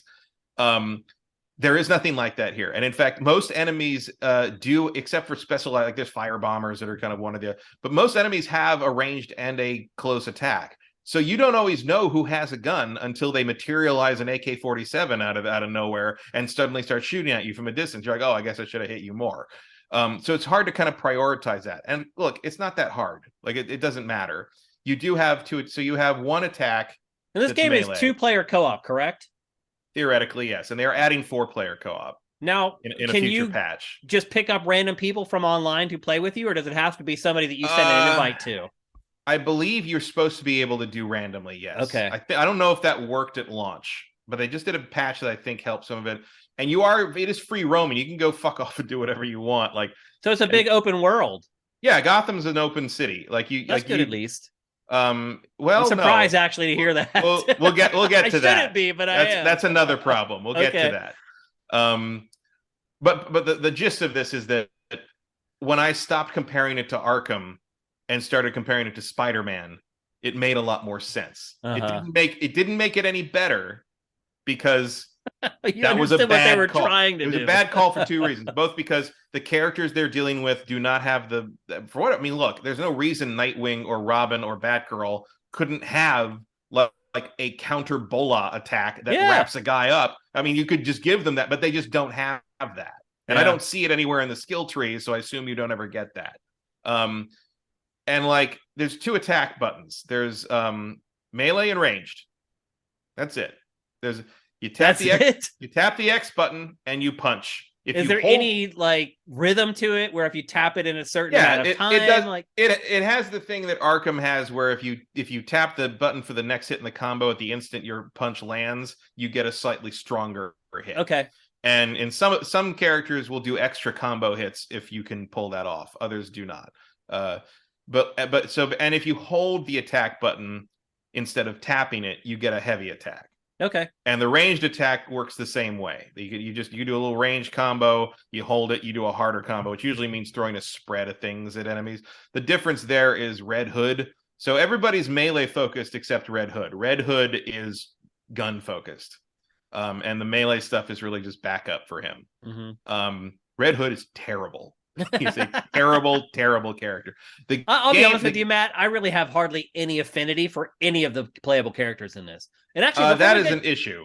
Before we get too much farther, actually, what is the objective of the game? Are you just getting revenge for Batman? Or... You're trying to figure out like what happened and why Ra's went after him. Because when you go to get Ra's body, Talia's there, and she burns Ra's body. Like when you get there, you think she's there to steal Ra's body back, dump it in a Lazarus pit, and bring it back to life. Like, that's kind of the standard MO. But instead, she whips out this thing and torches the body and destroys him. And they're like, you're like, why did you do that? That is totally not what you do. And she's like, we've been having disagreements, but so you don't really know why she's being that way, but like that something is going on there. But then after that, you get distracted by like Harley shows up and starts making noise, and Mr. Freeze is around doing shit, because there's the early part of the game is sort of putting out fires of the supervillains that realize that Batman's gone. Okay. Because with him gone, they're like, oh, it's time to do shit. And it's a free for all, Your job is kind of be like, no, we're still here. No, we're still here. We're not him, but we're still here. Yeah. And then it kind of it veers eventually into the Court of Owls stuff. Okay. Which is kind of it's a great modern Batman story, which everyone should read instead of playing this game. So it's not handled well inside the context of the game. It's okay, but the problem is that the crux of the Court of Owls story in the comics is that there's a secret society that's been around for like over a century that is essentially controlling Gotham. And the reason Gotham never gets any better and always sucks, and Batman's mission is an endless mission that will never succeed, is because the Court of Owls wants Gotham to be a cesspit of crime and vice. Okay. And it goes back, it's tied in with the Wayne's family history and the family histories of a lot of the big families in Gotham. And like, there's people that are involved in it that Batman would never have suspected would have been. And the big thing about Court of Owls was that Batman, the man who knows how to beat Superman, the guy who has a files on how to beat every Justice League member, the guy who once sat in Metatron's chair and became God and was surprised at how little new things he had to find out by being God. Batman did not know about the Court of Owls. Like, that was the big deal, was like, there was this thing that Batman, after, however 10 years of being Batman, the world's greatest detective, he had never stumbled over. He still didn't know. And it was a big deal because it was like, oh my God, what else do I not? It's a big, that's a confidence shaker. Yeah. For anyone, but especially for someone like Bruce Wayne, who wants to be like, the best at everything. Yeah. Prepared for all stuff. Like, I have a book that is called the Anatomy of a Superhero, and it's just like anatomy drawings of characters from DC. And it's the in-universe thing is it's written by Bruce Wayne. It's written by Batman as like a rundown of how to beat all these things, right? And it's all drawings that are supposedly drawn by him, and they're gorgeous. And you're like, why? And I was like, he's a savant. Why is Batman so good at drawing? Everything. Batman's good at everything. That's why. So the fact that he didn't know that. So the big thing here is like the Court of Owls stuff. I mean, I'm not done with the game, so I don't know for sure. But the Court of Owls stuff, it's not like it's done badly or they made any real egregious changes that I can notice so far. Because that's only just starting in my game, so I'm not very deep into the Court of Owls stuff, like proper. But doing Court of Owls without Bruce Wayne involved is stupid. Like so much of how the impact of Court of Owls is its impact on what Bruce Wayne believed about his legacy and his family legacy and who his parents were and who they really were, that to reveal those changes to Dick Grayson and Barbara Gordon doesn't really have the same fucking impact, does it? Yeah. You know, it's just nothing there. So it's not like the story's bad. It's just sort of like it's in such a weird version of Gotham that it's hard to sort of know where you're going. I will say this, like, again, the way I said about, I'm not saying that they're lazy or incompetent people making this game. They're not at all. There's a lot of detail. There's a lot. Clearly, they're fans of a lot of this stuff and they know the material. And like, there's impressive stuff. Like, and I actually I tested this because I started to realize like what because you can choose whatever of the 4 characters whenever you want and go out at night and go do whatever you want. And I'm like, so what happens if I like how different? So I went and I kind of reloaded a couple things, made some duplicate saves, and like went back and like went and talked to Talia, for the first time with different characters. Went and ran into Harley did the Harley stuff for different characters. Some of those cutscenes are completely different. Like really, sometimes it's just the villain kind of says, the other character says the same lines and your character says different lines, and they still sort of match up. Sometimes it's a different scene, like. Wow. You'll get in things where like, oh, like Harley has very different things to say to like Dick Grayson than to Barbara. And like, that's cool. Like that, cool. Like you didn't have to do that. Yeah. Like, that there's a lot of care and attention put into a lot of that stuff. Sounds like it might be a case of the cart being put before the horse, though. A little bit. Like, I mean, I'm sure those are different. The combat team and the cutscene team are 2 different groups, obviously. Like so they didn't need, they didn't, whoever forgot to put in some kind of satisfying counterattack for ranged weapons is not the guy who realized that Harley Quinn would probably have different reactions to the different characters. But I appreciate that. Like that, there's a lot of stuff like that. They try to differentiate them, but there's also some tedium in that. Like I said, so Gotham is a big open world, right? You can travel around. When you first start, all you have is your grapple thing. Just like, now here's the thing, and here's kind of the thing that ended up being that this is the thing that kept confusing me and kept making me think like, why would you change this from Arkham? What is the grapple in Arkham? Right bumper. It's always been right bumper. Right bumper. Like that's you need to get out of a thing, you need to jump up, you need to get to the next gargoyle after stealth killing a guy, right bumper. That's like that's instinct now. In this game, it's left bumper. Oh, and there is no way to remap the fucking controls. Oh. Why would they do that? Because that's where it is in Spider-Man. Oh. That's shameless. Right? And like so wow. early on I'm just like, there's a whole thing where I'm just like, yeah, okay, right, it's this one, it's not the right bump, okay, fine, like I'm getting it. There's no real way to aim it, there's no real way to know what you're going to grapple onto next. It jumps around a lot. Like there's times when I go, because like the way it works is you grapple up and the grapple has a variability of length that I can't figure. Like sometimes it barely gets you to the next like light post. Sometimes it gets to the top of a 400-foot building. Like, and you can't tell when. And like it just jumps around like crazy. Like, because the way it works is like you target and you zip up and you can hit the A button to jump at the end. So like you do a jump, like launch off wherever you land, like Spider-Man, but instead of having like the horizontal zip line of Spider-Man, you just have to hit the button again and hope you grapple onto something that's going in the same direction you want to go.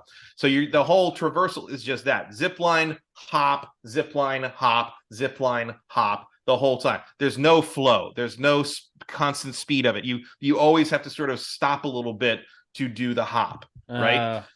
And as you do the hop, you kind of got to find what you got to grapple onto next. And sometimes, like, I'll see the little dot, little circle reticle will pop up onto like a building or a pole or whatever. I'm like, okay, that's a good thing right in front of me. I can hit and do that.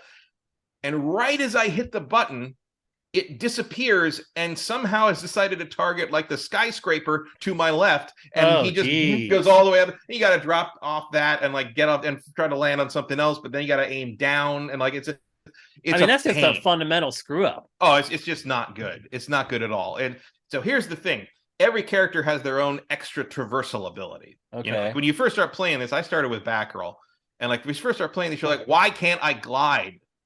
Like basic Arkham stuff, right? So early on, you have this thing, like early on you get a quest. All 4 of them get a quest called Knighthood. And what that is, you got to complete this knighthood thing, and that gets you access to your extra traversal ability. So you have to complete a mission to get it, basically. Yeah, but so to do that, I think you have to complete a specific training thing in the Belfry, which is where you hang out. That's your home base. That's your base. It used to be the clock tower Oracle was set up in, but she's not Oracle anymore. She's Batgirl. So you set up there. Right. So you have to go do that training mission. I believe you have to take down 3 of the big guys with shields who don't show up very often early on, but show up more. Because the way it works is that you go back to the Belfry, and then you go out, you pick your character and you go out on patrol. And every patrol is like an individual night out in Gotham. And when you beat guys up... Is there a timer where you have to get back to the Belfry? Okay. No. You just kind of run out of things to do. and because there's always random crimes around, so you can just go do random crimes, and if you scan them, sometimes they'll have a question mark over their head, and if you interrogate them, they'll give you these red question marks, which are clues. More detective stuff, basically. Kind of, but it's like really rudimentary. You fill the clue bar up enough, and when you get back to the Belfry, and you feed the bar empties, it feeds the clues into the Bat computer or whatever, and that will unlock what are called premeditated crimes for the next night, which are like surrounded in red, and they're like the random. So think about it like Spider-Man, like you can run and find like random robberies popping up, but then sometimes you'll get like the police call. That's like, oh, there's a car being stolen. So then you got to do like a slightly more involved crime. That's what that is. Okay. The premeditated crimes are like getting the police band call. And those happen the next day after you've uncovered enough clues to expose them. Yeah. So the knighthood thing is one training mission, 3 big guys, and 10 premeditated crimes. Oh, and the most premeditated crimes I've managed to unlock in one night is 9. So it's 2 days at least. But wait.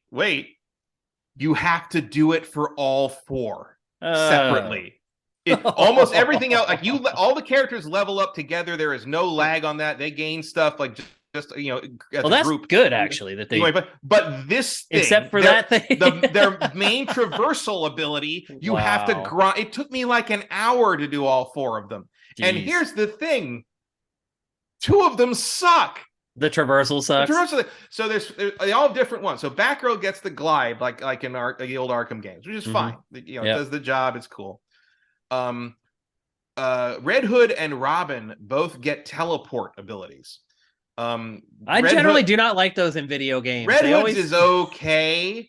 Robin's is one of the worst things I have ever. With Robin, when you start to drop from the hop or a fall, you can hold the right trigger. The right trigger is the traversal ability, which is also something that's hard to learn after holding A to glide for years in Arkham. Muscle memory. But what do you use to traverse with the webs in Spider-Man? You hold the right trigger. Yeah. So that's why it's the right trigger. And so you hold right trigger. Robin disappears. Everything stops dead. And you've got this little floaty, like kind of portal looking thing that you can just sort of slowly drag over the city and move up and down for about 10 seconds until you forcibly are dropped like to wherever the with no momentum, right? Where it is literally faster to just do the stupid grapple hop thing with him. The best one is Nightwing's, because the game is built around Nightwing. Like, really? Nightwing is the best character and the best feeling character, head and shoulders by far. His glide ability, and you may have seen this in some of the videos of the gameplay videos. He gets like this. It's called the trapeze glider, and it's like he hangs on just it's like a glider. It's a powered glider. He gets powered flight. Like, and everybody else he can stay aloft like as long as he fucking wants. It's so fucking weird.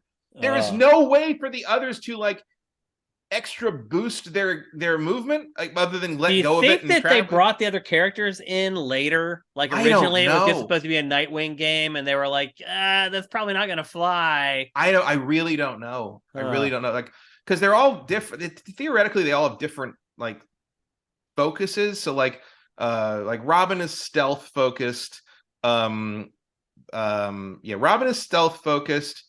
Obviously, Red Hood is power. He's ranged guns and he has like a lot of. He's part of his skill. One of his skill trees is involving grabbing guys and like throwing them and hurting them that way. And that's kind of a not amazing ability with the other characters. But he kind of, if you can find a way to grab him because early on I'm like, the enemies attack so much. I'm like, how am I going to get time to grab somebody and do all this stuff to them with Red Hood? And it turns out because when you grab someone, everyone else just stops fighting you. Oh, it's like the old Assassin's Creed counter kills. Yeah, and so Red Hood is I don't know why Red Hood is as big as he is. Like Jason Todd in this game is the size of Bane, and like it's just like this big meathead who just wants to bust heads. And I'm like, that's not who that character is. Yeah, I don't remember that character being not at all. Like that. It's just there because they want. They needed it. They needed a brawler. They honestly, because you have like Nightwing is like the best fighter and the leader. Mm-hmm. Robin is stealthy and kind of the wisecracker a little bit. Batgirl is the hacker tech person, and Red Hood is the big brawler. Mm-hmm. They're the fucking Teenage Mutant Ninja Turtles. No, some of them are even the same color. Like the leader, Nightwing and Leonardo. This entire are blue. Game has just cribbed ideas from pop culture all over. There is a little bit of that, yeah, and like so it's like. So I wanted to play. I played Batgirl mostly at the beginning, and then like when I unlocked all the traversal stuff, I switched to Nightwing because A, he feels the best to fight with, and B, he can get across the city like in half the time the other characters. Why would you play as anyone else? And then you also have the Bat Cycle, which you can. It's always cloaked, and you just hit up on the D-pad, and it decloaks right in front of you on a street, and you can ride it. But it doesn't. All 4 characters can use that. Yeah, they all use that, but it doesn't really feel like you're going very fast. It has a lot of frame pacing issues. I will say they put up a patch this past week that fixed a lot of the frame pacing problems in combat. Mm-hmm. Like the perfect dodges are way easier to do now. Before they were like sometimes it just wouldn't respond properly. Yep. Now it feels way better. It's not a better combat system because there's still nothing like satisfying to do. You can do a perfect dodge and a perfect attack, and the perfect attack will knock a guy down, but there's nothing you can do about the ranged guys, really. Okay. That's the problem. And so the cycle just feels like it goes kind of slow. It's a little hard to control, kind of slippery. It's certainly better than the Batmobile in Arkham Knight and all the tank you bullshit. Hated that. But like but it's not a very so you've got like a bunch of different alternate you got several alternatives and options when it comes to traversal, and they all kind of annoy you in different ways. Also for those who always complain that the Arkham games were an empty Gotham, here's your wish, because Gotham has civilians in this. Like there are normal people walking around and running around and driving around in this game, that it's not like all criminals this time. But they couldn't quite get the game to work around that in the sort of Batman not killing thing. So every once in a while, you'll kind of kill a bystander. And in fact, my favorite, like, do they just like disappear? Yeah, you don't see what happens really. It's sort of like Spider-Man, where anyone who gets knocked off the building magically grows a web line that holds them there, and like presumably in less than an hour, when the webbing dissolves, someone came along and pulled them up and arrested them. But in this, like, my favorite unintentional laugh in this game so far has been because if you summon the Bat Cycle, it drives up and uncloaks, right? And I fought a thing and rescued some guys. There's firefighters that were being attacked by thugs or whatever, and I beat them all up, and they're like, thanks, Nightwing, da, da, da. And I summon the Bat Cycle, and the Bat Cycle uncloaks and runs over the one firefighter. I love moments like that in open world games, though. And I'm like, and I it's on the bike, and Nightwing's like, it's like, we're looking out for you. Not you were, but the cycle wasn't. Now, Matt, it sounds like you played this game mostly by yourself. Is that accurate? Yeah, I didn't get anyone in the co-op, and I don't know if that was because co-op doesn't work or no one else on my friends list was playing co-op on it or playing this game at all. I don't know. So it sounds like the cooperative stuff is just like you don't need it, because one of the first demos that they showed, there was like the boss fight. Who are they fighting? Like the ice guy. What's his name? Mr. Freeze? Yeah. And it appeared like you needed to have somebody else to not at all. But it ends up that's not the case. Okay. No, and in fact, you can go do stuff like I don't know how the story stuff would work if you were playing co-op. I imagine so. If anyone who activated it I think the person in your game doesn't get to activate that stuff. I think whoever's hosting chooses that. I would imagine, and like because there's things like there's like trials, like flight trials, where you're supposed to fly through rings with your extra ability. Superman 64. And oh boy, does Robin suck. Yeah. Like slowly I hate objectives dragging a teleport marker across a fucking hula hoop while a timer counts down. Go away. Yeah. Like, but like, but when you fail that, it'll pop up a thing that says like, your gamer tag has failed the time trial challenge, or so you get little updates about what the other player in your game is up to. But it doesn't. I have not run into a situation where it made me want to have to co-op, and it never even has done a thing where it brings in like a computer controlled other main character to help you with something. I don't think so anyway. Okay, it sounds like the game's not as bad as either one of us thought it was going to be. That it's like a passable, playable Batman-ish game. It's kind of fine. It's its biggest problem is that it's been 7 years since we got a Batman game. Yeah. If they were regularly putting out some Arkham style Batman game, it doesn't even have to be Arkham. You could reboot the whole thing completely. Right. Just play it. The thing is, Batman gameplay is solved. Yeah. Like that's how Batman works. Rocksteady figured it out. Yeah. It's done. Just make that.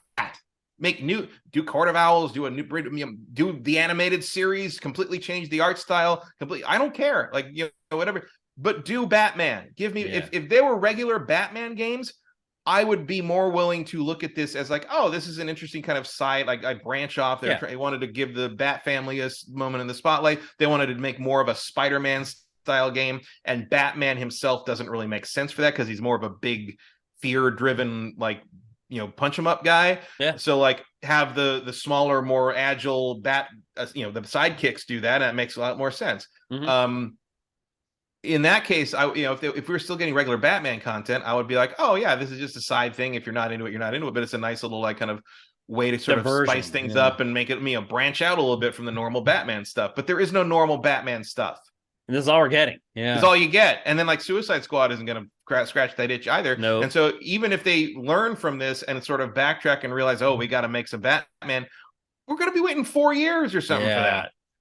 It's discouraging. I mean, we're going to be waiting. It's going to be 11 years between major Batman games at least. That's inexcusable. Like if they correct course and decide to give us a Batman game, we'll be lucky if that thing comes out by the end of this generation. Right. Yeah, you're right. And like that's all I can think of when I'm playing this game, and like that's not fair to that game. No, but it's still. But you can't help it. It's human nature. Yeah, it's still what happened. And look, it's not Warner Brothers Montreal's fault that Warner Brothers is run by morons. Like, and even bigger ones now. Like, God knows what's going to happen. Yeah, who knows? You're right. Like after with Zaslav cutting things left and right and making all these weird decisions. You see, they canceled Westworld out of nowhere. Yeah. After renewing, it was supposed to end in season 3. Then they renewed it for season 4. So they're like, oh, we'll just end it in season 5. And now they're not going to have a season 5. And let me tell you, in streaming worlds, not having an ending to your show stops people from watching any of it. Yeah.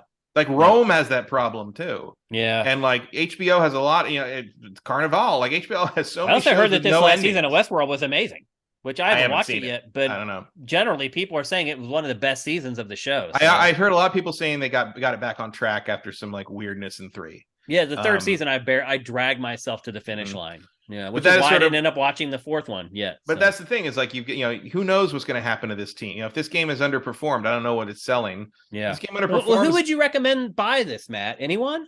I don't know. Like, I mean, Batman fans, it's all they're going to get. So would you suggest that they pick it up?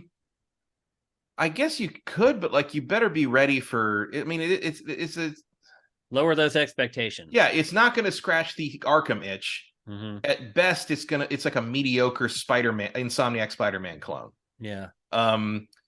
Which, to be fair, we don't really get any of. No, but like it just doesn't. I mean, I will say this: if they added the ability to perfect dodge gunfire and gave the characters some kind of counter off of that, like the web shot that like tied up the guy who shot at you for a while, so you could focus on other things for a minute, I would have much less negative feelings about it. It would be a much more satisfying game if you had that.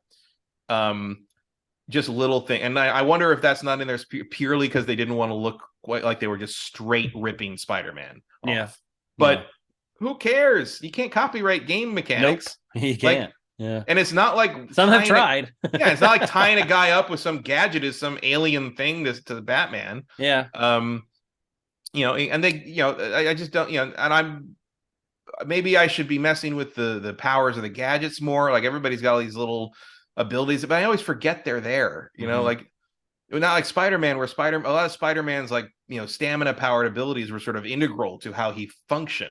Yeah. Like they're overall very useful. All the stuff in this game feels like you don't need to use it really. Like you can get through all most of the combat by just punching and being smart about who you're dodging and what you're attacking first. It's also very hard to get go through things. Batman could kind of run through stuff in stealth and knock guys out, and you could kill everybody in stealth, and you wouldn't know you're not killing anybody. You're Batman. You knock everybody out, no one would know you're there. There's a lot less of stuff like that, because and for a second I thought, oh, because I got who was I think it's Batgirl can do the thing where when you're above a guy on a perch, you can you hang him up and do that thing. But what I didn't, I'm like, oh, okay, so that maybe I'll play her because she can clearly do the stealthy stuff a little better. Or maybe it was Rob. I can't remember if it's her or Robin that does that. But when you do it, basically you alert everybody in the world and they all see you. Like there is no like stealth area with the gargoyles thing. Like there's no dedicated where it's just set up and the enemies have sort of preconceived. It's just like you can do that if you want, but the game isn't like setting up a predator section for you. It's like that's not a thing. And clearly they know that that's an issue, I think, because one of the things that they did add, which is feels like a band-aid, but it's probably a pretty good band-aid, is when if you're fighting and you're feeling overwhelmed or you need to get out of dodge for whatever reason, if you hit the grapple the left bumper, you hit grapple but hold it, your character will drop a smoke pellet as they grapple away, and it will vastly improve the chances of everybody not knowing where you went. Okay, and that's in line with the IP, so that works. Yeah. And there is one thing that I don't know why this surprised me so much, but I was very surprised to realize that there is no inventory like for smoke pellet. Like you just have infinite smoke pellets. No, you can do it whenever you want. And in fact, Robin has one of the things you can do is you can, instead of like the drop down and do a takedown, if you're above them and kind of in vicinity, you can do an aerial assault, which basically just like zooms you at them and you get a big hit on them to start the fight. Robin can get an ability where he drops a smoke pellet every time he does that. So instantly you get a big first hit and then nobody knows where you are. Gotcha. And you can kind of like take advantage of that and then maybe grapple out as the smoke clears and drop another smoke pellet. So there's ways you can do that. It just feels it doesn't feel as... feels like grafted on, basically. Yeah, it doesn't feel as planned as Arkham's does. It doesn't feel like... And I really... It wasn't until playing this game that I really... because you click the right stick to crouch and go into stealth mode. And I'm like...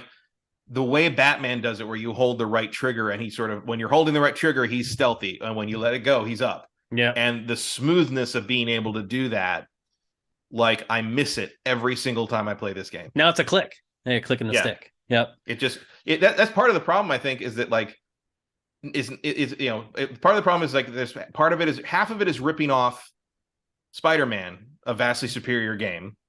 And half of it is sort of trying to plug the gaps of not being Arkham, but it doesn't play. It just plays like every other game instead of playing smooth like Arkham. It's not, because let's face it, even Spider-Man, which takes a lot of influence from Arkham, nothing feels like Arkham. No, it feels unique. Yep. Nobody. I mean, I guess the closest anyone's really gotten is there's moments in the Middle Earth, the Mordor games that kind of get there, but for the most part, nothing else quite feels like playing Arkham, which is another reason why I say that playing as Batman is a solved problem. Yeah, because that's that. Matt, do you regret buying it at all, or are you okay with the money you spent on the game? I do regret buying it. I would have. This is a $30 game to me. Okay, I probably wouldn't. Is it 60? 60, and I think it was like 80 or something if you wanted to get like the season, if there's a season pass or a deluxe version, or it was PS5 version is 60 or 70. Do you remember? I don't remember. I have next gen versions. I got it on Xbox. Okay. And I'm pretty sure it was 70. I want to say it was 70. That's that was a long time ago, Shane. It was, I know. Okay. Well, it sounds like it's not a terrible game. It's like I know the reviews have sort of been all over the place, and there've been people giving it 1s and 3s and 4s and 7s, and it's mediocre. better than Sounds like a Avengers. 6. It's better than Avengers, probably. Oh, really? Like in terms of sort of keeping your attention through the whole thing and not devolving into like a bad MMO alike. Yeah. Like, this game is obviously, not multiplayer focused, and there's no weird grind to it in that regard. There is some grind in it in terms of some of the side stuff, but like it definitely feels I don't know. It's probably a better game than Avengers overall. But in the same class. But in the same kind of same school. Like yeah. But it does feel a little better to play Nightwing. I don't know if I'd go so. I really don't like Red Hood. That's sounds like it. I think you made that clear. And that might just be me. Like I'm sure there's people that can make Red Hood dance like crazy, but he is absolutely not.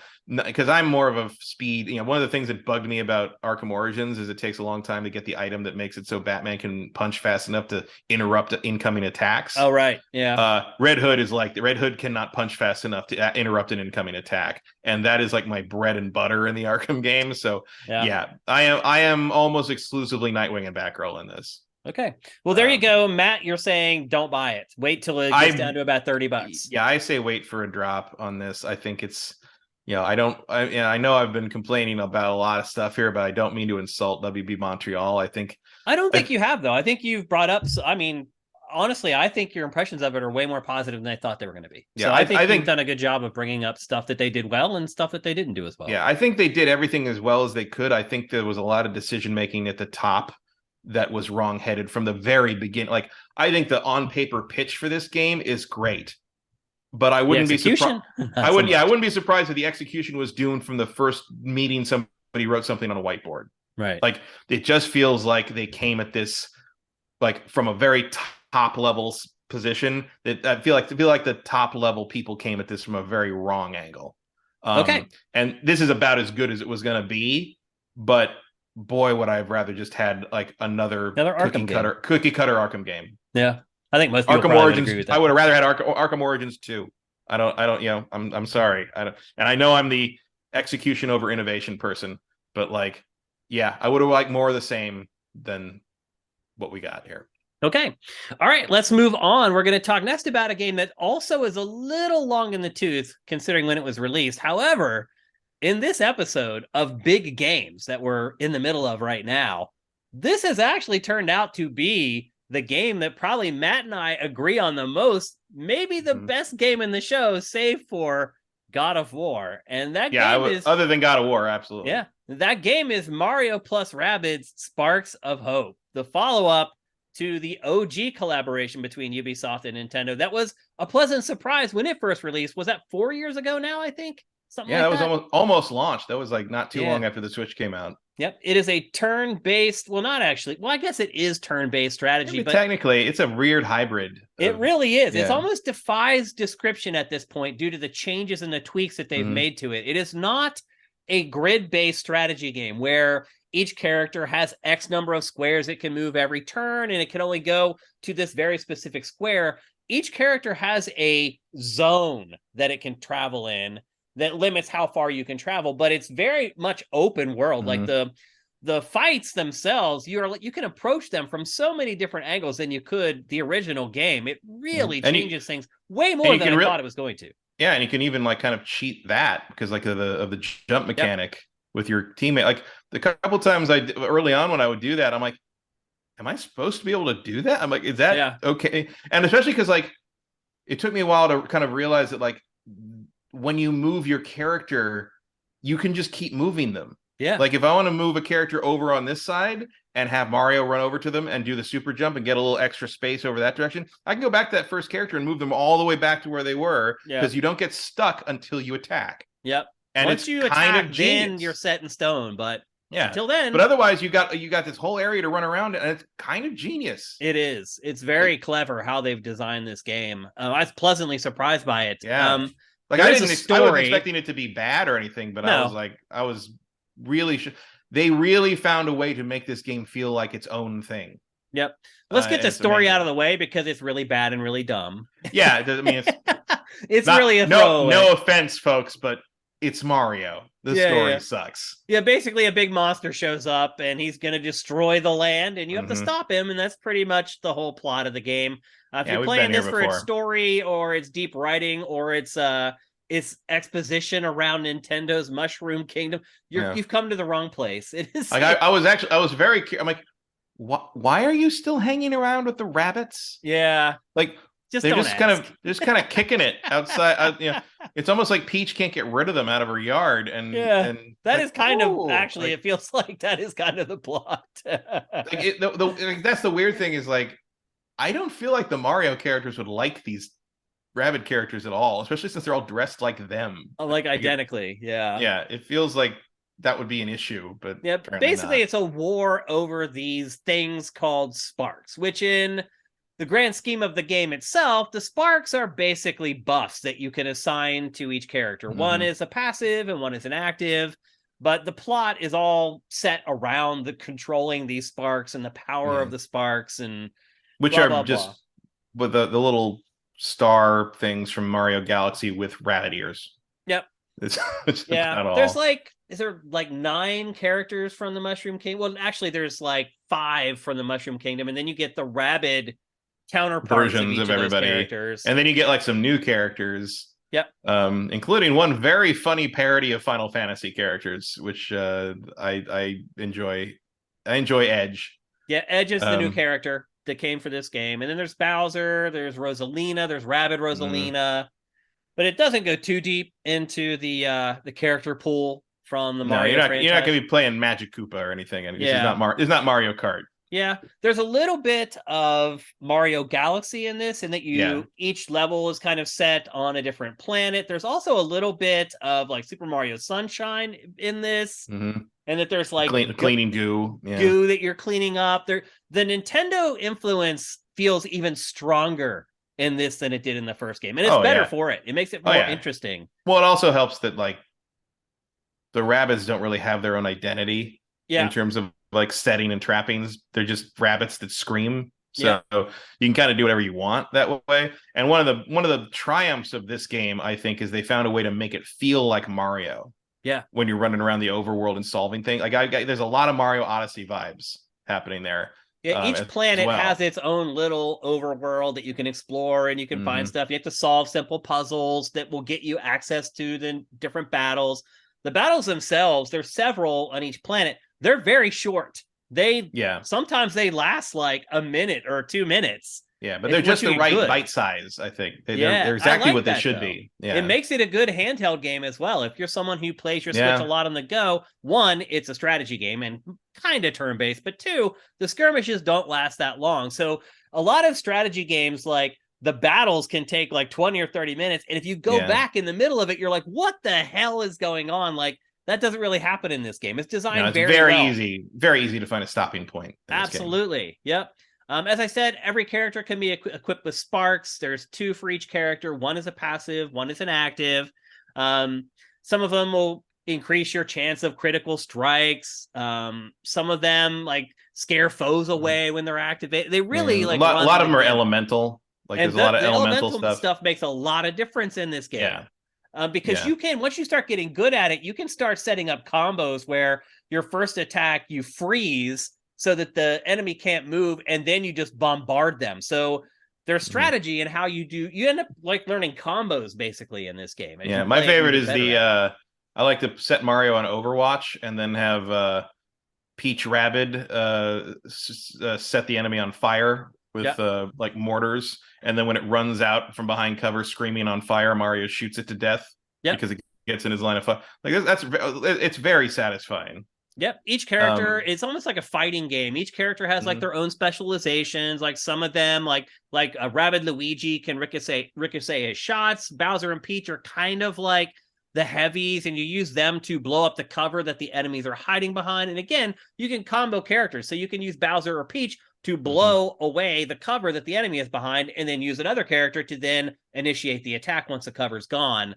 There's layers of strategy to this game that you would never guess by looking at his candy coated covering. Like, especially once you can use more and more characters in a battle. And the other thing I would say too, Matt, is that like I never found a combination of characters in my party that didn't work. I could always figure out a way with the characters in my party to make it through each skirmish. And that's great if you find characters that you really like, because no matter what you end up pairing those ones that you like with, you're still going to be able to accomplish your mission. And it's one of those games you look at, and I think a lot of adults might look at this game and be like, oh, that's like RTS for babies or whatever. That's their starter strategy. It's not like that at all. Like this, if you are big into strategy games, it's going to cause you to flex your muscles to try to get through this game. This is not a kid's game as it may appear when you first look at it. Yeah, this is. I mean, with the caveat that I haven't played God of War yet, this is the best thing I played in like 2 months. It's pretty shocking how good this game is. Yeah, I've had a ton of fun with it, and it's also one that I first started playing when I got back, and all these other games, I keep getting codes for these other games. This is the game I keep going back to play more of. So I'm right there with you. I can't pleasantly surprised it doesn't even do the game justice and ultimately. Like, it's really good. And then there's like all this other depth as you start playing. Like, all the characters have these different skills that you can upgrade using with the skill prisms, and you can upgrade health and weapons and movement and your specials, basically your special ability. There's just so much flexibility, and not only in how you can build your party, but how you can build each individual character. It's not an XCOM like, though, in that characters are disposable and that your characters are constantly going to die and you're gonna have to replace them, and there's like permanent death. Like, none of those parts of XCOM have made it over into this game. And I'll be honest with you, I think it's better for it. A lot of those parts of XCOM are the parts that I find most annoying about XCOM. Yeah, I think a lot of people agree with that. Even like, if you notice the Midnight Suns game, Firaxis even admitted that they had to rework it so that like the heroes felt more reliable and the heroes didn't get killed off permanently, because none of that fit what people wanted from that. And I'm like, yeah, like you wouldn't want that in this either. And like, I actually only have one complaint about this game, and it's very minor. It's in the first boss, the first like real boss encounter. You go in and you do a normal kind of fight, and then you have a cutscene where the boss shows up, and then you fight the boss. Yep. That's where Edge shows up. Yep. Edge is like, you're introduced. And the first time I didn't realize how to use Edge, really. And I kind of ended up having him sort of stand his ground, and he got killed almost instantly by the boss. And then that meant everybody got killed, because you definitely need all three of your characters working together against that fight. Yeah. And so when everybody got killed, so I was just like, do you want to restart from checkpoint, or do you want to restart the battle? And I was like, well, I don't know where you're going to checkpoint me in the middle of this fight. If it goes back one turn, I'm already screwed. So I'm just going to restart the battle. Turns out restart the battle means go back to that first fight. Yeah. And I was so irritated by that I turned it off. You put it down for a while? Yeah. So that's my only caveat on it. And that was like, I thought that menu could have been a little clearer. Yeah. But that's it. My only major complaint is that there aren't enough boss fights. Like, I feel like you get one fairly early in the game, and then it goes a long time until you get another one. And it's a shame, because like that's like early on when I first ran into that, I was like, oh, because it's really clever, because every time, usually when you hit an enemy, they get hit, and like that, it is kind of turn based in that regard. Yeah. With that first boss, every time you hit him, he runs towards the person who hits him. So if you keep hitting him, he'll come towards you. Yeah. But eventually I'm like, oh, so if I just keep hitting him from different sides, he'll just run back and forth, and he'll never get to any of my characters. And that's kind of the trick there. And I'm like, that's really clever. That's a really cool way to I feel like the game is loaded with stuff like that. Like, but stuff like that, boss fights like that don't happen often enough. Yeah. Once you get past that first planet, like you're kind of expecting that to happen all the time. And like, and it doesn't really, I mean, it's not like it's boring. This is being very nitpicky. Like, I'm really like trying to find something to complain about when I say there's not much in there, but it's to complain about. It's just, I do wish that surprise discovery of like, oh, this is how I deal with this happened a little more often after the first planet. Yeah, I'd agree. The game looks and sounds amazing. However, if you're talking about frame rate issues, somehow this game has a terrible frame rate. It's so weird. Like, the overworld is rough. Yeah, it's so bizarre. Like, I'm like, really? Like, I even like shut my Switch down and restarted it. I'm like, this can't be right. And I went back, and sure enough, still it bogs down when you're out in the overworld. It's really weird. And then it's like, oh, run everywhere. I'm like, I'm not gonna run anywhere because I don't know if this thing's gonna crash on me or not. It almost felt it like gets it. nasty in places. But it does look It's minor. It good, looks and great. Yeah. it sounds great too. Like they've done it again. They've just done a really good job of working with the IP. Like you can see that Nintendo has worked hand in hand with Ubisoft on this game, and it's unlike anything else. Like, Yeah. and it's I also do think it's weird that like the two AIs are fully voiced. yeah, And that's it. It's just like what?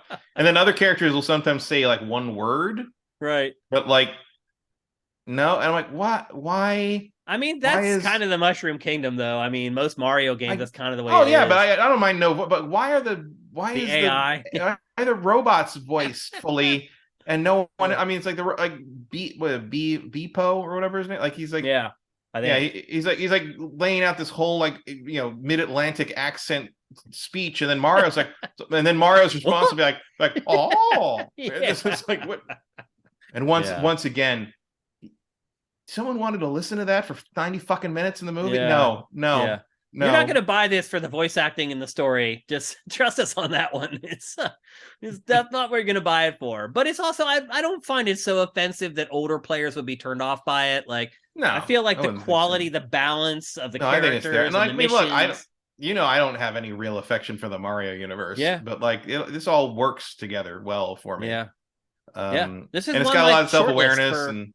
One of the best games of the year so far. Yeah, so absolutely. And I don't know that there's a whole lot coming after this to knock it off. Believe me, if you told me that like Mario, this game would review well or would be a solid game, I would have believed you. If you told me I was going to like it as much as I did, I would have said you were crazy. Yeah, like, I really didn't. I'm right there with you. It's great. It's a great game. Yeah. I highly recommend it, particularly if you're a Switch player who does take their Switch on the go. It's a great handheld game. I've been playing on my TV, and it's awesome there. But don't judge it by the first one. Yeah. Like don't be like, oh, I thought the first one was okay, but it did like. That's a great point. Yeah, don't judge how you think you'll react to this one by how you reacted to the other one. That's a great point because the first one I stalled like 4 or 5 hours in and never went back to it. Mm-hmm. And this one, I have blown past that number. And I continue to play it. So it's as far as like game 1 to game 2, it's one of the biggest leaps that I can remember. Oh, for sure. It's like because like the first one, the first one's good. Like it's like like the puzzle of figuring out the battles is cool and fun. In this one, every turn is fun. Yeah, like there's something cool or neat or interesting to do every time it comes back to you. Yeah, we didn't even talk about like some of the new stuff. Like there's the dash thing that you can do where you can line up enemies and you can dash through them and take them all out in one quick sprint. Matt actually mentioned it earlier, but it's a big part of the game. Like you basically get on a character and then you can jump off of them and it can help you reach like areas off of the map. And as you play the game, you start to realize you can use that strategically in combat a lot more than you thought you could when you first were introduced to it. So like a lot of those like strategy games like this, you have things like, if I could get a little further, they'd be in range, or I'd have the angle on them with a better percentage or whatever. Yep. And then you realize like, oh, I can just walk Peach over here to the edge of her zone and jump off her with Mario, and that'll get me across this thing and behind that cover over there. And now I can just unload on them in a flanking maneuver. Yeah. And it's just like, and it feels like cheating. Like it feels like it's great. I kept discovering stuff like that as I play. I'm still discovering stuff like that, like finding new ways to work with very simple mechanics. It's great. It's like a Nintendo game made by Ubisoft. Yeah. It really is. So that's 2 massive thumbs up from both of us. Maybe we need a Mario Assassin's Creed. Maybe that's the trick here. I wouldn't go that far, but as far as turn-based strategy games, I think that they have found a great union that works great both directions. As far as just the content and having an affinity for the characters that are involved in it, maybe not so much with the Rabbids, but then marrying that with what you may perceive at first to be a very tried and true turn-based strategy mechanic, which ends up being anything but. So Mario plus Rabbids Sparks of Hope. That's 2 thumbs up from both Matt and I on GameFace. Next up, another game that's been out for a little bit that we didn't have a chance to discuss because I have been on the verge of death and on vacation for the last 3 weeks is A Plague Tale Requiem. Now, Matt and I have discussed the original Plague Tale Innocence many times on GameFace, how it was kind of this hidden gem that really didn't get the attention that it deserved. And probably deserved to sell better than it did and probably deserved more attention as far as just the otaku talking about it. It just kind of came and went without a whole lot of waves. So here comes the sequel. They've had plenty of time to work on it. They had a great foundation for the original game. And then, Matt, somehow, I don't think that this sequel is better than the original one, unlike Mario plus Rabbids. No, it is not. And like it took me a while to realize it. Like early on, it makes a good first impression. It's beautiful. First of all, it's beautiful. Gorgeous. The water in this game. The foliage, like the pan down through the trees. It's just like, because I played the first one, replayed it in September in preparation for this to kind of remember and sort of, because I want to be like, because I guess, like you say, we praised it. I'm like, I want to make sure that was true. Like I want to go back and see if I still think that about it. I do. It's still good. Like there's some annoying parts, but like, for the most part, it's a really interesting game, and the story is refreshingly good, and has a lot of original ideas, and everything's pretty believable, and it kind of builds the character relationships well. It's good. And then you start playing this one, and it's like, night and day in terms of the visual. Like the visuals are so next gen only for one. Oh yeah, and that makes a big difference. The water in this game looks incredible. Yeah. It's the best water I've ever seen in a video game. It looks so realistic. And the beginning of the game, the first like hour basically is basically a just big walk and talk where you just walk through these gorgeous environments and these lively like villages, and it's just and like this market fair, which is just them showing off the whole time. It works. Like I was like, hot damn, this game looks awesome, and then it just never takes off. No, it's the stealth is almost identical to the original games, and it doesn't really progress. And that I don't care about innovation so much, but like the stealth in the original game wasn't amazing. It was more just good enough to get you through it. Yeah. And this is the other thing, and this is me being the nitpicky narrative guy. I don't think the story motivations work in this at all. I don't either. Like it feels like all the stuff that mattered already happened, and you're just like, this is just the aftermath. But also like it. Because you're still playing as Amicia, the older sister, and you do play as Hugo a little bit, the younger brother. But like, and I do find it amusing that like, so Lucas, the alchemist kid, is in this again, and he shows it because the end of the first game, you basically take off in a cart to get away from where after you've beaten the head of the Inquisition and everything, you drive off in a cart, and your mother's sort of recovering from the final battle, and Lucas is there, and you're there, and Amicia is there with Hugo, and so you're kind of like driving off into a new life. And so this picks up on that same journey, like probably like a week or so later, and Lucas comes in as you're doing the first kind of walk and talk section. And Lucas in the first game has like kind of he's a preteen kid. He's like got a squeaky little voice, and the new Lucas is the same voice actor, but he comes in, it's like, I must become an alchemist and go get a job with a drill. Yeah. Like puberty hit this kid hard on that cart ride. Yeah. Like it was. Well, the other thing, Matt, that I forgot about the first game, because I didn't finish it, but I played a lot of it. I forgot that it was just a stealth game, and that's pretty much all it is. And this game is a stealth game, and that's pretty much all it is. And I just don't think games like that fly anymore. Like I just. I can't. It would have to take something incredibly revolutionary for me to play just a pure stealth game in 2022. I think it could is the shame here, and like also the part of the narrative problem is like Hugo, her younger brother, basically has the ability to control the plague rats. Like he's connected to these things. He has abilities that let you direct them and take control of them. They are impressive in this. Like the first game I think could do 5,000 rats on screen. This one does 300,000. It's pretty amazing. There's a lot happening. So... Yeah, absolutely. You can tell next gen only like comes through almost every scene. Yep. But like, so there's a kind of a thing that people are trying to take his blood, and people are trying to, the Inquisition wants to experiment on, and it's all this weird shit. And she doesn't really, you don't really know what's going on. Like no one, Amicia has been kept in the dark about all this because her mother was an alchemist trying to solve seemed like a sickness, but it turned out that he just was kind of, going through like X-Men puberty, but he's rat boy basically. Yep. And in this one, you get to this doctor early on who's supposed to like her, who the mother knows and is like, he'll help us, and he was like, we want to, we want to sequester him and observe him and da-da-da.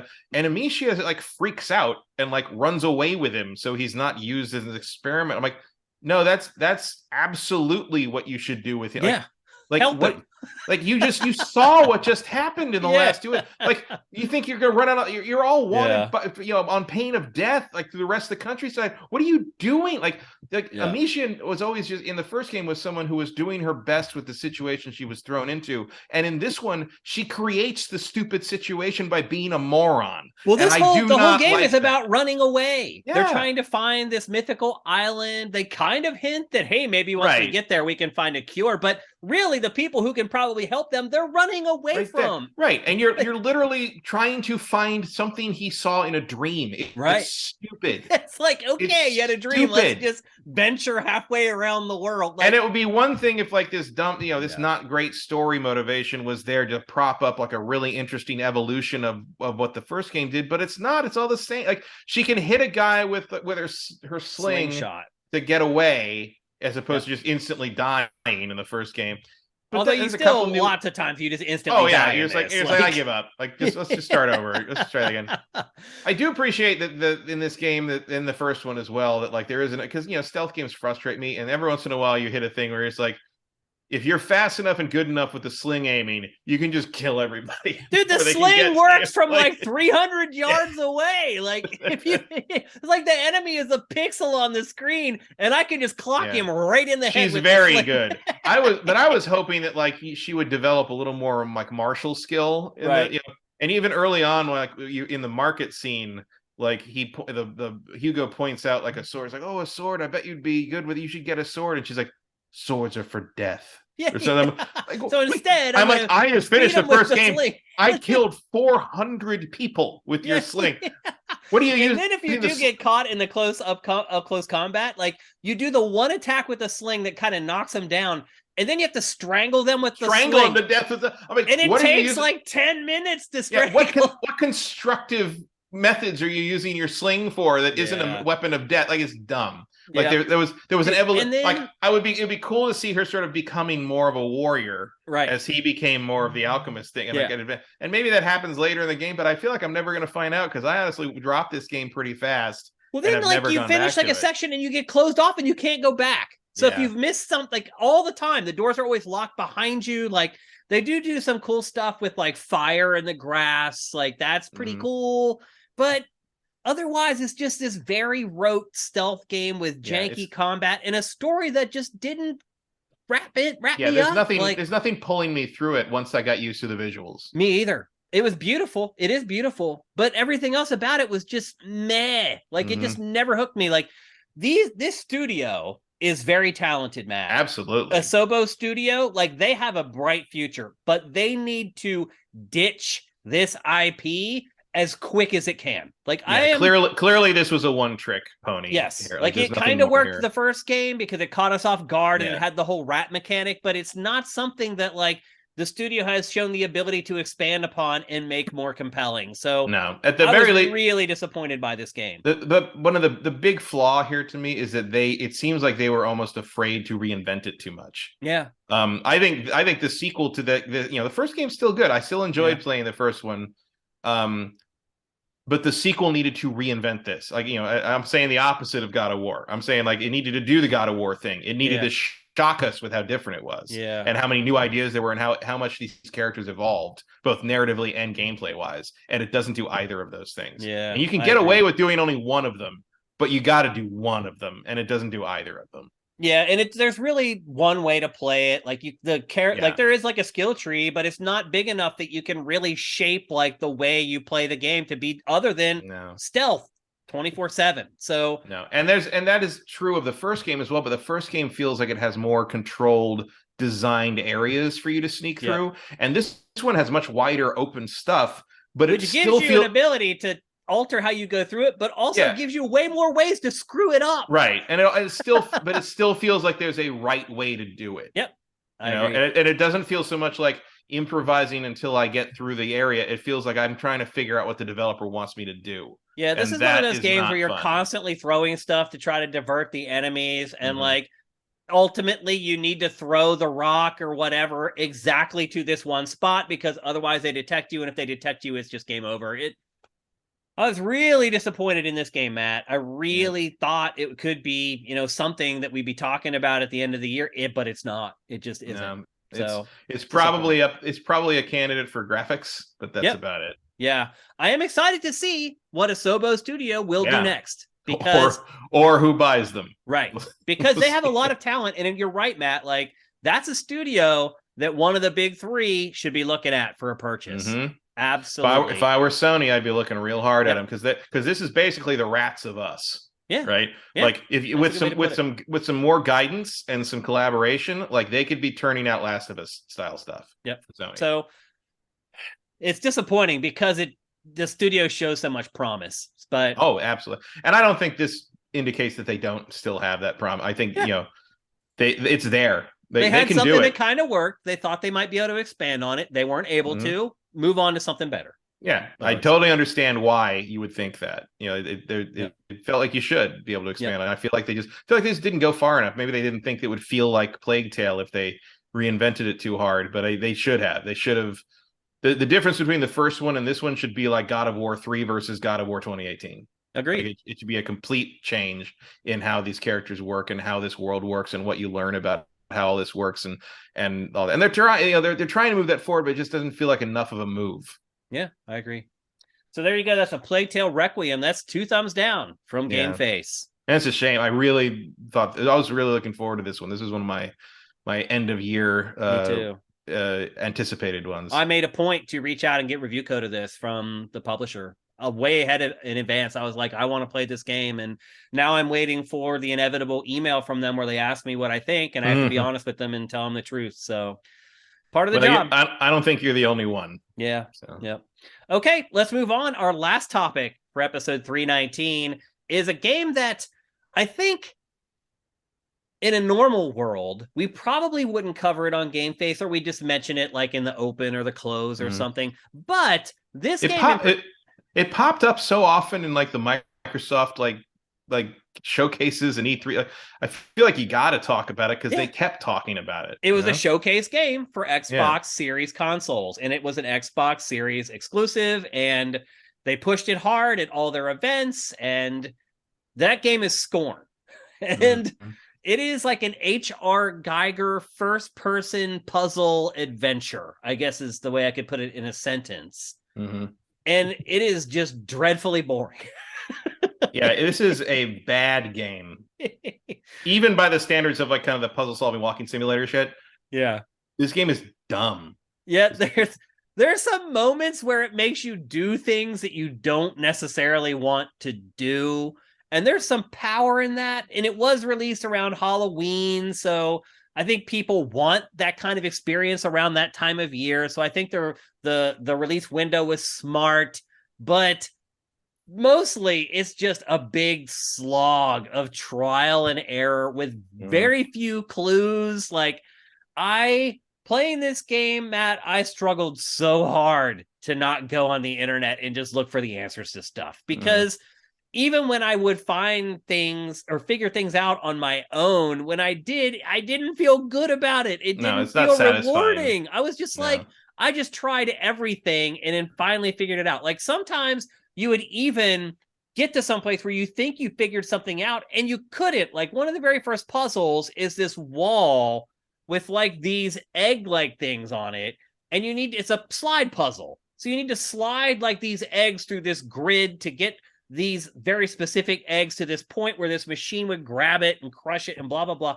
The first time, like, I found the puzzle, like, I got there and I was like, oh, I can move these things, but I can only move this one space. That's not it. So I turned around and went away and ran around for like another 30 or 40 minutes before finally I was like, that has to be it. So I went back to it and fiddled with it again. I'm like, oh, I actually can move some of these things a little more. And then it became the trial and error, figuring out how to actually solve the puzzle.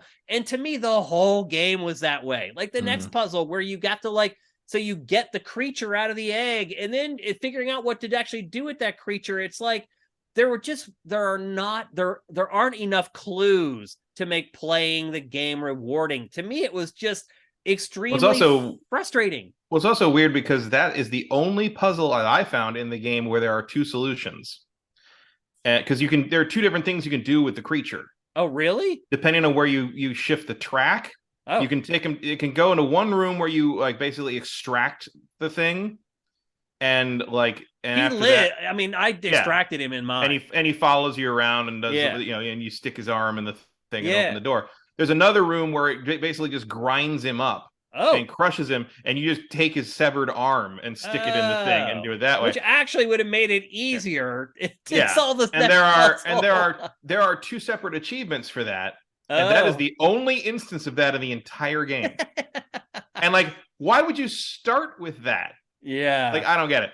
It's it's very Eventually there's combat, and it is like the it's clunkiest, most awful. awkward, awful combat. Like you get this gun sort of thing, and I'm like, oh, I guess, and it's like a piston dildo gun that like has a range of about 4 feet. Yeah. And like the first time you run into a real actual lethal enemy, like I'm like, am I not supposed to fight this? And Right, like because you've been trained to like not kill yeah, the creatures to that and point. Like, the life system is incredibly weird, and you don't regenerate health, but sometimes you do, and some it's like and you have to reload the gun, but only at certain locations, and then sometimes it'll respawn the ammo, so you don't need to reload.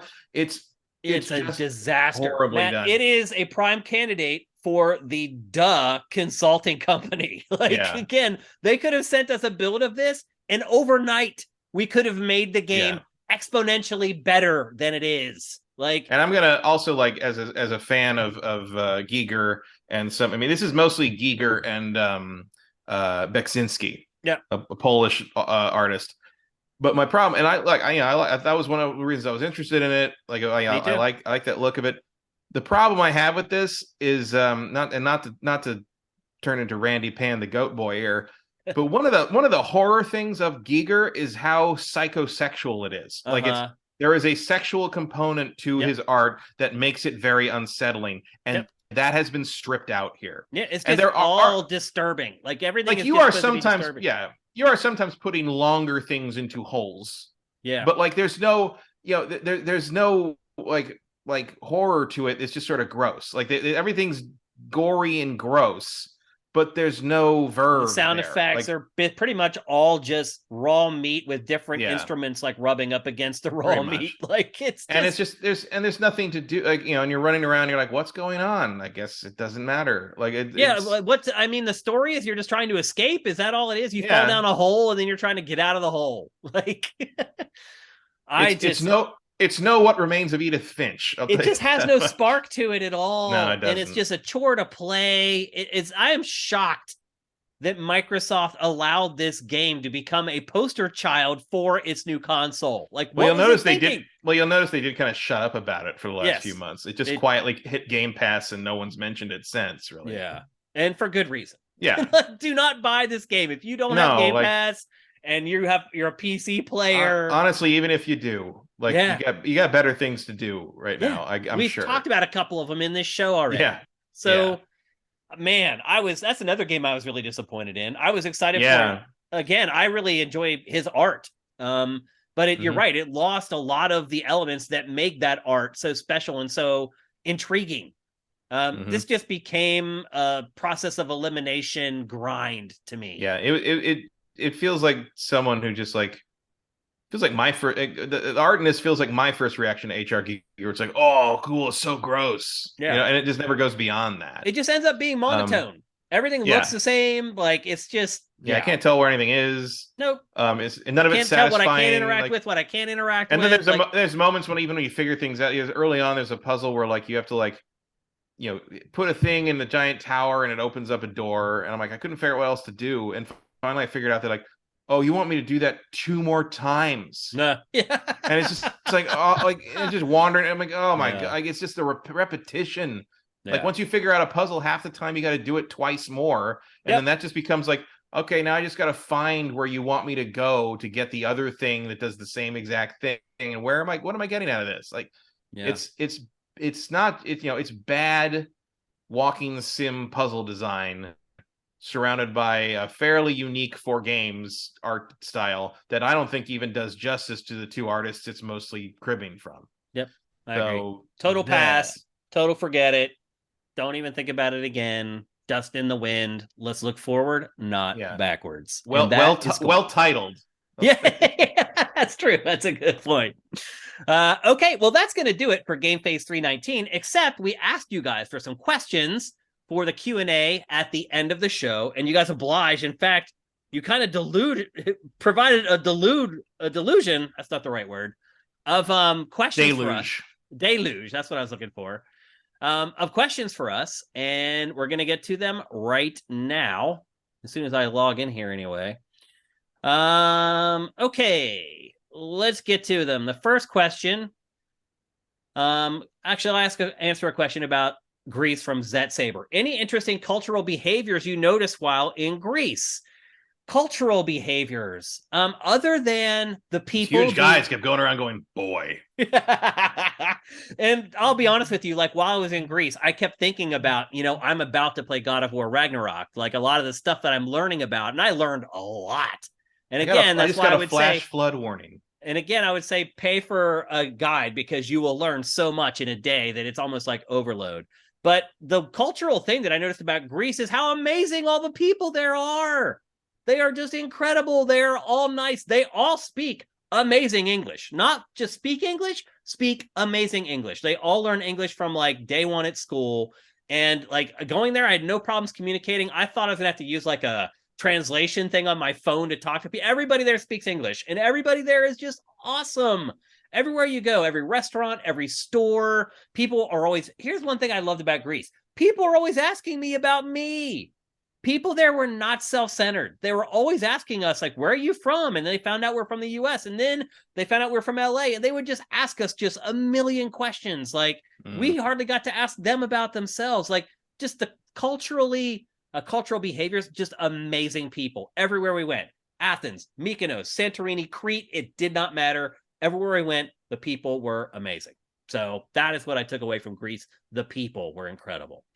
Here's one from Pain of Demise. Have either of you checked out or played Harvestella? If so, what are your thoughts on it? I have not. Usually I get review code from Square Enix, but I didn't get it for Harvestella for some reason. Matt, have you checked it out? No. The reviews weren't really strong enough for me to spend time on it, I didn't think. It's a JRPG farming sim hybrid.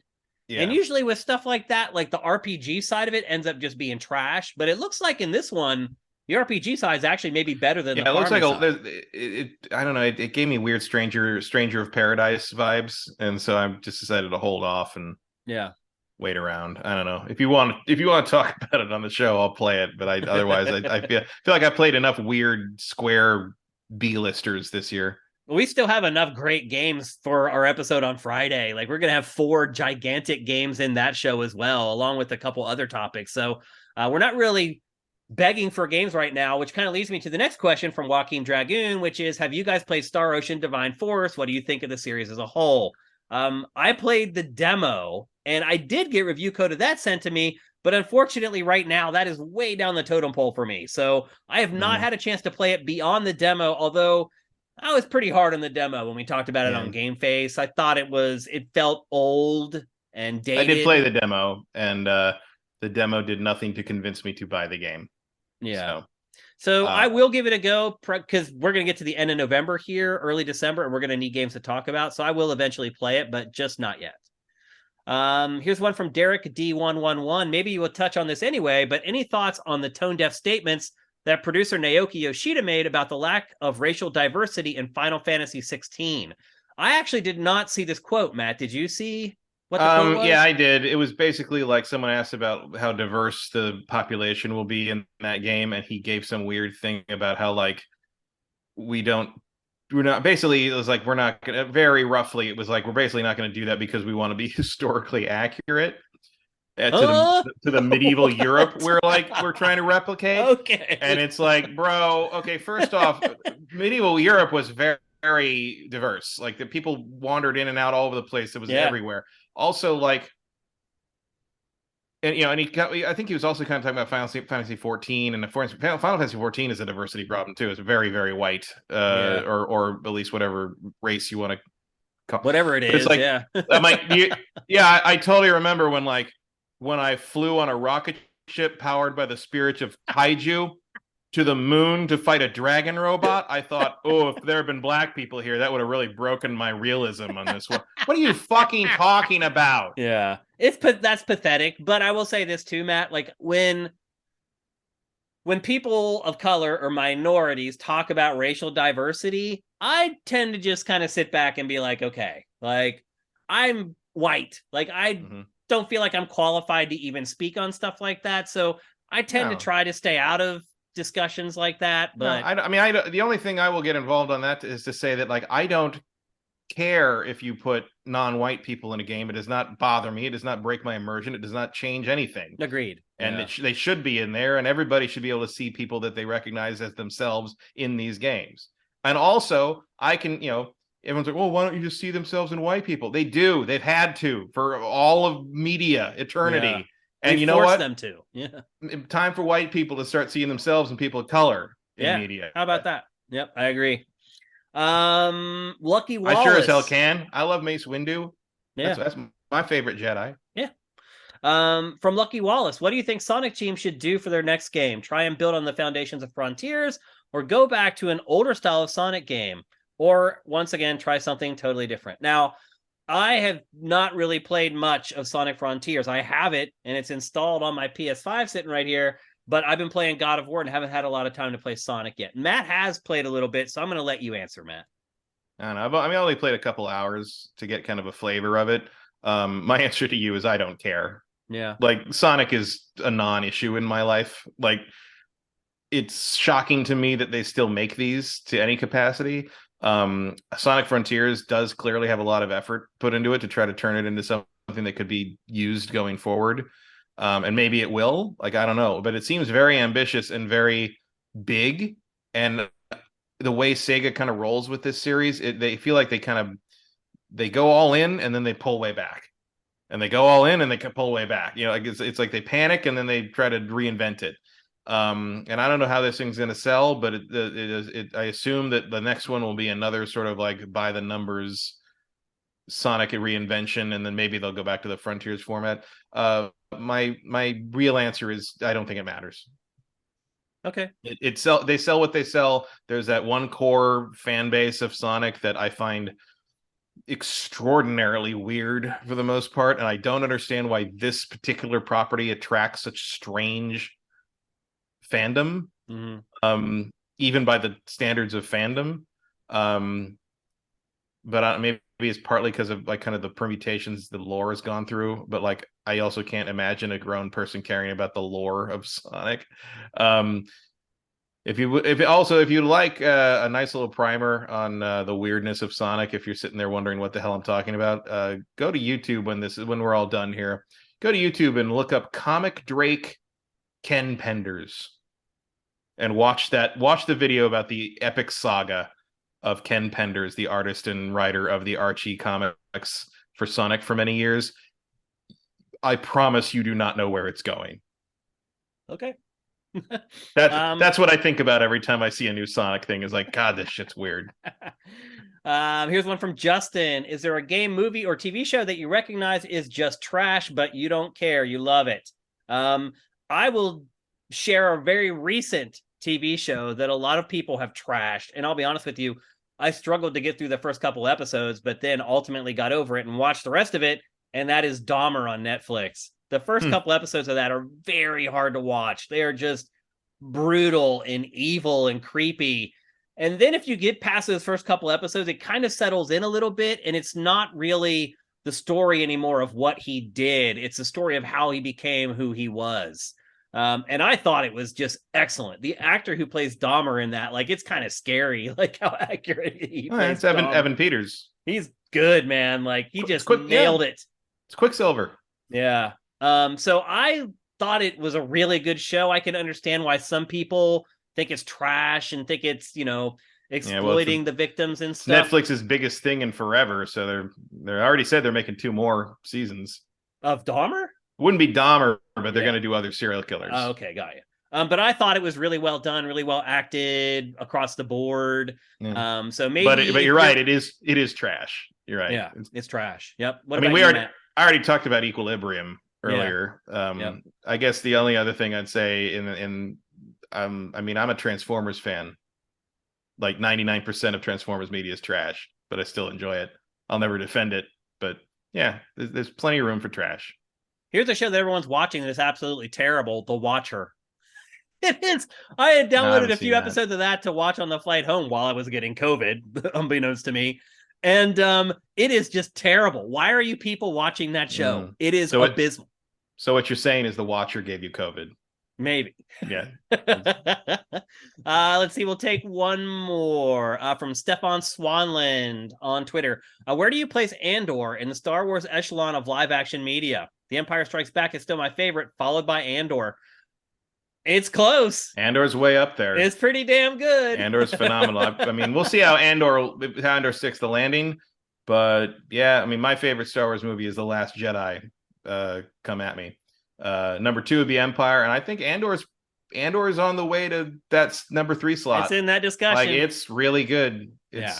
And also Andor is absolutely what I was hoping for when they announced originally they were going to do the episode movies, and then in between they were going to do the standalone stories. Yeah. Like telling stories in the Star Wars universe that are unconnected to all the normal Skywalker saga stuff, and just kind of give you pictures of what was happening elsewhere, what it was like to live in the galaxy, how horrible the Empire. I love that they're leaning so hard into how horrible the Empire is, because apparently some people need to be told that. Did not know that was a thing. Okay.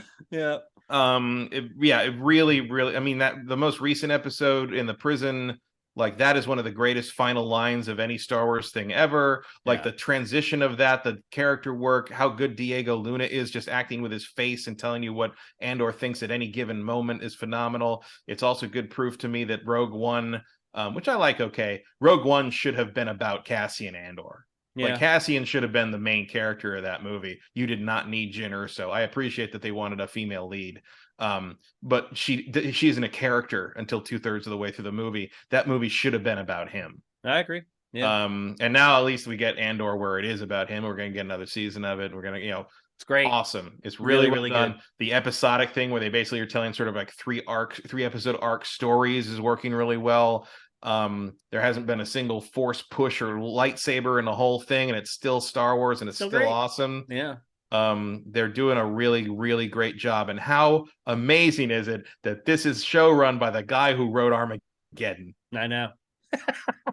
Tony Gilroy, you have blown me out the back of my own brain. It does got to show you, though, that you should never count people out, because you just never know. You give someone the right idea, the right tools, the right opportunity, and they will knock it out of the park. And he is knocking this out of the park. It's great in a way that I've liked almost all the Star Wars Disney Plus stuff to some degree or another. Boba Fett was a little bit of a letdown. Yeah, I was disappointed in Boba Fett, honestly. Yeah, like when it wasn't Mandalorian season 3, it was pretty hard to get through. Agreed. But man, this is just wow. Like, I was most excited for Ahsoka coming next year, because she's a character I love a lot, and it's being done by Dave Filoni, who created her. And and it's probably going to bring back Thrawn in live action, which is amazing. You might see some Rebels characters come back. I'm very excited about that.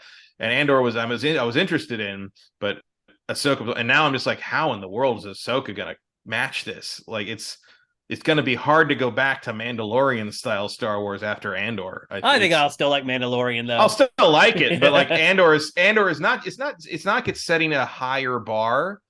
It's setting the bar in a different place. Yeah, it's over here. It's doing a completely different thing, and it's proving that you can do Star Wars a different way. Yeah, it doesn't have to just be like fanciful space opera.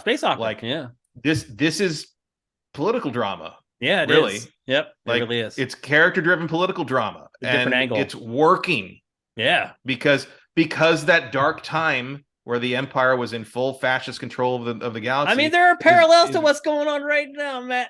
Oh, yeah. Let's be honest. I think that's why it's hitting home for a lot of people. The shore trooper who arrests him on the tourist planet is just basically quoting body cam footage.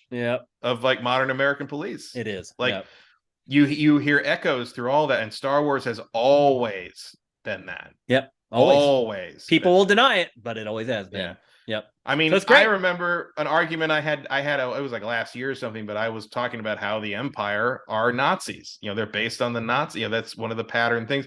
And people are like, "What are you talking about? They're not Nazis." I'm like, have you Look seen the beyond your officer nose. uniforms? Like, and I ended up having to dig up an interview with the costume designers of the original film from 1979, where they specifically say that Lucas told them to pattern the officers' uniforms after Nazi officers to prove to this person that, yes, that was an influence from all of it. You didn't get it because you were 7. Yeah. Like, that is so weird that, like, people, so they can watch it again, but I feel like people still watch it with the frame of mind of being 7. Yeah, they don't get it. And but also like Andor leans into that in a fun way and a really smart way where like but it pulls it back right, because like it's so easy to root for that Imperial security lady whose name I can't remember right now. Yeah, I know you're talking about. But you want her to succeed at what she's doing, even though what she's doing is trying to hunt down the protagonist of the show and kill him. Yeah. But like, you want her to succeed against all these like stodgy old white men and all these all the barriers in her way. And then there's moments where you see that, and then like the show will instantly punch you in the stomach and be like, "Oh, by the way, you've been rooting for a fascist this whole time. She's horrible. She's a monster. They're all monsters." It's a really good show. So good. Yeah. It's so well done. I love it. Yep. So that's 2 thumbs up for Andor from us. Absolutely. I don't think you're surprised to hear that. No, though. I wish I had more thumbs, frankly, to give it. It's really well done. Yep. So there you go. That's GameFace 319. It's good to be back, but I will admit that I'm a little tired. The 3 hours that we just spent recording and talking, like I haven't talked like this in a long time, and like I can tell I still have COVID a little bit after doing this show. But I do think after a few days of rest, I'll be able to come back on Friday and record another episode for you guys. You recharge before you get to talk again. Yeah. So look for that. The show will probably not go live for you guys until Saturday. But Matt and I will likely record it on Friday. And obviously we'll have Sonic Frontiers. We'll have in-depth on God of War. I'll deliver my impressions of Call of Duty Modern Warfare 2. It's going to be another really big episode, so look forward to it. So I want to say before we go from this episode, thank you guys. When I came back after being away for a while and getting COVID, I was like, oh my God, like, what am I going to do? Like, I felt like death. And I'm like, I can't work.